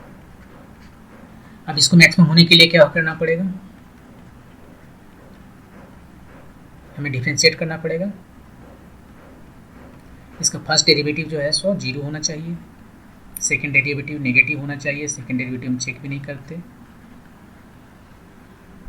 चेक करके देख सकते हो, उतना कम्बरसम कैलकुलेशन होता है तो नहीं करते। तो d/dx हम इसको इंटीग्रेट करते हैं, ये सब कोई कांस्टेंट है, उस सबसे मुझे कोई मतलब नहीं है, केवल टाइम बर्बाद करने का, इसको लिखने की ज़रूरत नहीं है। 8 है, इसको भी हटा देते हैं। अब यहाँ पे इंटीग्रेशन करते हैं, y डिफ्रेंशिएशन करते हैं, y का डिफ्रेंशिएशन 1, ये जो बचा हुआ है उसको यहाँ लिख देते हैं 3/2 माइनस y यहाँ लिख दिए, इसका डिफ्रेंशिएशन किया 3/2 d² प्लस 4y², 1.5 में से 1 चला गया तो आधा, टाइम्स 4 टाइम्स 2y, ये 4y² का डिफ्रेंशिएशन करना पड़ेगा y के रेस्पेक्ट में, तो 4 × 2y, और नीचे में जो कुछ भी है उसका स्क्वायर, हमें उससे मतलब नहीं है क्योंकि 0 करना है लास्ट में। तो ये सारे जो कांस्टेंट है उससे हटाओ, टाइम क्यों बर्बाद करें। और यहाँ से भी देखिए ये 3 टाइम है, √3 का 3 पावर है, √3 का 1 पावर है, उस पावर को भी हटा देते हैं, मतलब इस क्वांटिटी को हटा देते हैं दोनों तरफ से। यहाँ पर हाफ हटा दिया तो 1 बच गया, d² प्लस 4y², 1 बच गया। और यहाँ पर देखते हैं क्या हो रहा है, ये 2 कट गया,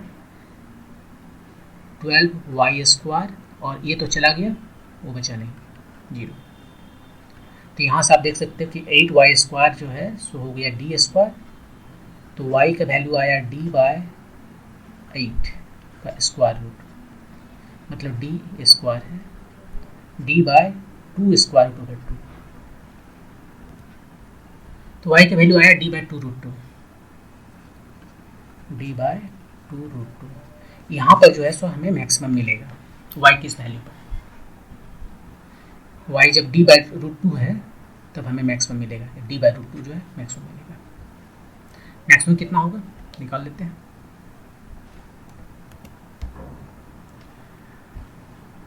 ये कितना है, ये का जो वैल्यू है उसको लिखते हैं, y की जगह पर हम ये वैल्यू लिख देंगे। ये कहाँ है, ये है 2q/4πε0, 2q/4πε0, मैक्सिमम निकाल रहे हैं, 8y, 8 टाइम्स y की जगह पर d/2√2, और यहाँ पर क्या है d² plus 4y², d² plus 4y², d² plus 4y², y² की जगह पर हुआ d²/8, और पावर इसका शायद 3/2 है, देख लेते हैं एक बार, सिंप्लीफाई कीजिए आपका आंसर 2q/4πε0, ये कितना हो गया 4d/√2, यहाँ पर कितना आया, ये आ गया d², तो d3 हो गया इधर, और ये कितना है, ये हाफ है, ये 3/2 है, तो 3/2 का पावर 3/2,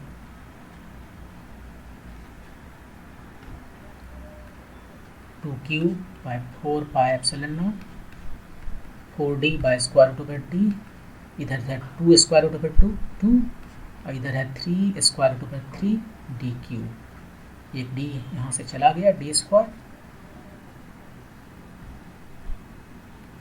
ये स्क्वायर रूट चला गया,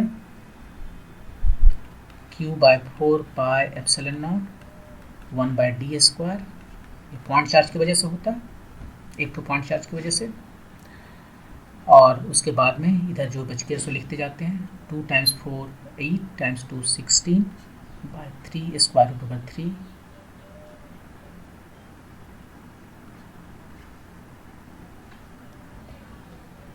अब इसको सिंप्लीफाई कीजिए, ये तो हो गया है 16 बाय 3 स्क्वायर रूट ओवर 3 जो है सो 3.08 आता है, और ये जो वैल्यू है Q by 4 pi epsilon naught 1 by d square. तो एक चार्ज की वजह से जो वैल्यू होता है उस पॉइंट पर उसका 3 टाइम्स 0.8, ये मैक्सिमम वैल्यू है।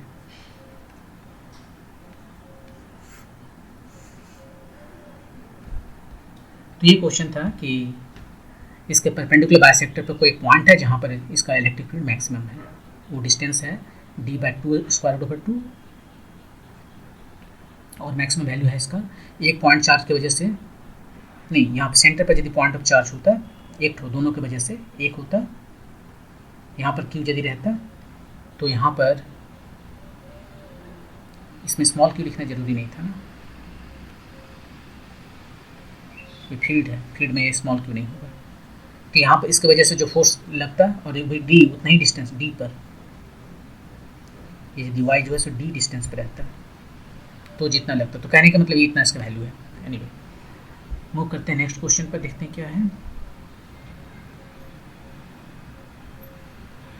यहाँ पर है देखिए कि ये small portion of the length dl is removed, इतना हटा दिया गया है from a ring of radius r and the linear charge density lambda, what is the electric field at the centre of the ring due to the remaining. Total की वजह से कितना है, टोटल की वजह से 0 है राइट, और टोटल को हम डिवाइड कर सकते हैं एक रिमेनिंग और एक ये dl वाला पोर्शन जो है, तो रिमेनिंग की वजह से कितना है उसने ये पूछा, वो होगा dl की वजह से जो है उसका ऑपोजिट, और dl की वजह से क्या है, ये पॉइंट चार्ज की तरह काम करेगा, इतना जो हटाया है यहाँ पर यदि हम चार्ज ले लेते तो पॉइंट चार्ज की तरह काम करता, वो एक फील्ड इस डायरेक्शन में लगाएगा, और उसका वैल्यू क्या होगा 1 बाय 4 pi epsilon naught charge lambda times dl by इसका रेडियस दिया है कि नहीं, रेडियस जो भी है r स्क्वायर, और डायरेक्शन इसका अपोजिट होगा, यदि डायरेक्शन देना है तो यहाँ से इसके डायरेक्शन का अपोजिट है, ये आपका आंसर हो जाएगा। बहुत सिंपल है, ये रिमेनिंग वाला चीज़ें जो निकालने का होता है, हाँ उसमें ऐसे करते हैं कि टोटल के माइनस जिसका हम निकाल सकते हैं, ऐसे ही जो सिचुएशन यहाँ पर कुछ इस तरह से आया था कि ये हमारा जो नॉन कंडक्टिंग स्फीयर है, ये जो है सो हटा देते हैं, यहाँ से चार्ज हटा दिए थे, केविटी बन गया। अब बताओ कि इस केविटी के वजह से जो रिमेनिंग है उसके वजह से फील्ड यहाँ पर कितना है, यहाँ भी बता सकते हैं फील्ड, टोटल की वजह से जो है सो माइनस इसके वजह से अकेले जो है सो इस पॉइंट P पर जो है टोटल के वजह से जो है, टोटल सब कुछ है, टोटल की वजह से जो फील्ड है वो होगा रिमेनिंग की वजह से जो फील्ड है प्लस इसकी वजह से जो फील्ड है, ये केविटी की वजह से जो फील्ड है, तो यहाँ से मैं रिमेनिंग की वजह से फील्ड मिल जाएगा, यहाँ पर इसका डायरेक्शन ए है और केविटी के वजह से जो डायरेक्शन है वो ए है, और माइनस करेंगे तो ये फिर एग्जैक्ट वही आएगा।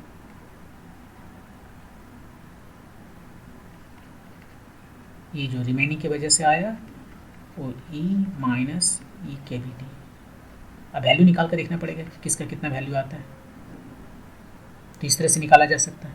ऐसे ही मोमेंट इनर्शिया में भी निकालने के लिए बोलता है कि एक सर्किल है, डिस्क है, और ये वाला पोर्शन काट दिए हम, निकाल दिए, अब बताओ जो रिमेनिंग है उसका मोमेंट इनर्शिया कितना है, तो टोटल का मोमेंट इनर्शिया कितना है इसका और रिमेनिंग का, ऐसे टोटल का इसका और रिमेनिंग का, तो रिमेनिंग का निकालना माइनस करके निकालते हैं, यहाँ भी वही बिल्कुल वही आइडिया है। यहाँ पर जो है सो a small portion of length 2 pi i r by 100 इसका दिया है कुछ length is remove from a ring of radius r and linear charge density lambda, what is the electric field at the centre of the ring due to the remaining ring. अब यहाँ पर जो है सो हम ये नहीं कह सकते कि पॉइंट चार्ज है, बहुत छोटा है, स्मॉल पोर्शन है, लेकिन इसको हम यदि पॉइंट चार्ज नहीं माने तो मान लीजिए यदि 10 दे देता, 100 की जगह पर 10 दे देता, तो क्या करते? तो हमारे पास एक सेक्टर आता है, ये देखिए टोटल की वजह से कितना है, टोटल की वजह से इलेक्ट्रिक फील्ड 0 है। ये टोटल की कैसे बना हुआ है? टोटल बना हुआ है रिमेनिंग की वजह से प्लस ये जो सेक्टर है आर्क उसके वजह से। तो रिमेनिंग की वजह से कितना हुआ? माइनस ई आर, और आर्क की वजह से, आर्क के लिए तो फॉर्मूला बताएं, आर्क की वजह से जो है, इस आर्क की वजह से कितना यहाँ पर फील्ड आएगा उसके लिए फॉर्मूला बताएं। इसके परपेंडिकुलर डायरेक्शन में जाते हैं ये, तो ये वाला एंगल हमें पता चल गया कितना है। सो देखिए ये एंगल थीटा है, ये भी एंगल थीटा है, और थीटा कितना है बताइए? ये टोटल लेंथ कितना है? ये वाला लेंथ है, उसका आधा लेंगे, थीटा 2 थीटा है, आधा लेंगे तो 2 पाई आर बाय 100 लेना था, 100 ले लीजिए। Theta is equal to l by r, theta आ गया 2 कट गया, पाई बाय 100, पाई बाय 100 आया, ये तो बहुत छोटा आया, ठीक है, पाई बाय 100 आया। तो यहाँ पर जो ई एक्स आएगा आर्क की वजह से, याद कीजिए कितना बताए थे, इसके वजह से बताए थे lambda by 4 pi epsilon not radius, और ये sine theta 1 plus sign theta 2। यहाँ पर ये साइन थीटा 1 और साइन थीटा 2 दोनों कितना है? बहुत छोटा है। तो इस साइन थीटा को हम सिंपली कर सकते हैं थीटा, मतलब पाई बाय 100, वो यहाँ पाई बाय 100 लिखेंगे। ये हो गया पाई बाय 100 और ये भी हो गया पाई बाय 100। तो कितना आ गया? Lambda by 4 pi epsilon naught r 2 pi by 100, इतना आया। ये हुआ एक्स इसके वजह से। तो रिमेनिंग की वजह से क्या होगा? Same, exactly same, just minus sine के साथ है। तो ये है क्वेश्चन है कि रिमेनिंग जो स्ट्रक्चर्स बचते हैं, कुछ पोर्शन काट के निकाल दिया, जो रिमेनिंग बचते हैं उसकी वजह से इलेक्ट्रिक फील्ड कितना होता है। ये क्वेश्चन है कि rod of length L with linear charge density lambda, ये रॉड है, linear charge density lambda, length L दिया हुआ है, ये bent in the form of a semi circle, ऐसा बना दिया सेमी सर्कल। ये कितना लेंथ होता है? ये होता है पाई आर, और पाई आर ये जो है सो एल के बराबर है, तो हमें रेडियस पता चल गया, रेडियस है एल बाई पाई। अब इसकी वजह से जो है फील्ड, इस सेंटर पे कितना इलेक्ट्रिक फील्ड है? अभी सेंटर पर इलेक्ट्रिक फील्ड कितना है वो तो बताएं। हम एक ये परपेंडिकुलर बाइसेक्टर ले लिए, तो ये एंगल कितना बना हमारा? ये एंगल थीटा 90 डिग्री, इधर भी थीटा 90 डिग्री। तो ई एक्स जो निकाले थे वो था हमारा कितना? Lambda by 4 pi epsilon not radius this times angle sine theta 1 plus sign theta 2। E x, ये भी हमारा एक्स ये वाला है डायरेक्शन है, यही एक्स हमारा है, परपेंडिकुलर बाइसेक्टर वाला जो डायरेक्शन है। अब देखिए थीटा 1 कितना है? 90 डिग्री, ये भी 90 डिग्री, तो 1 + 1 2 आ गया, 2 को यहाँ से हम डिवाइड कर दिया, तो lambda by 2 pi epsilon naught r आ गया वैल्यू। आर का वैल्यू रख दीजिए, lambda by 2 pi epsilon naught, r का वैल्यू यहाँ से l by pi, l by pi, pi cut गया, तो lambda by 2 epsilon naught l, ये आपका आंसर हो गया। तो बहुत सिंपल है क्वेश्चन, जेई मेरे ख्याल से जेई मेन 2024 में पूछा था, इसी साल पूछा है, और एक क्वेश्चन एस.सी. वर्मा की किताब में भी दिया हुआ है। तो ये था कुछ क्वेश्चंस, नेक्स्ट टाइम कैपेसिटर को लेकर आएंगे। Thank you.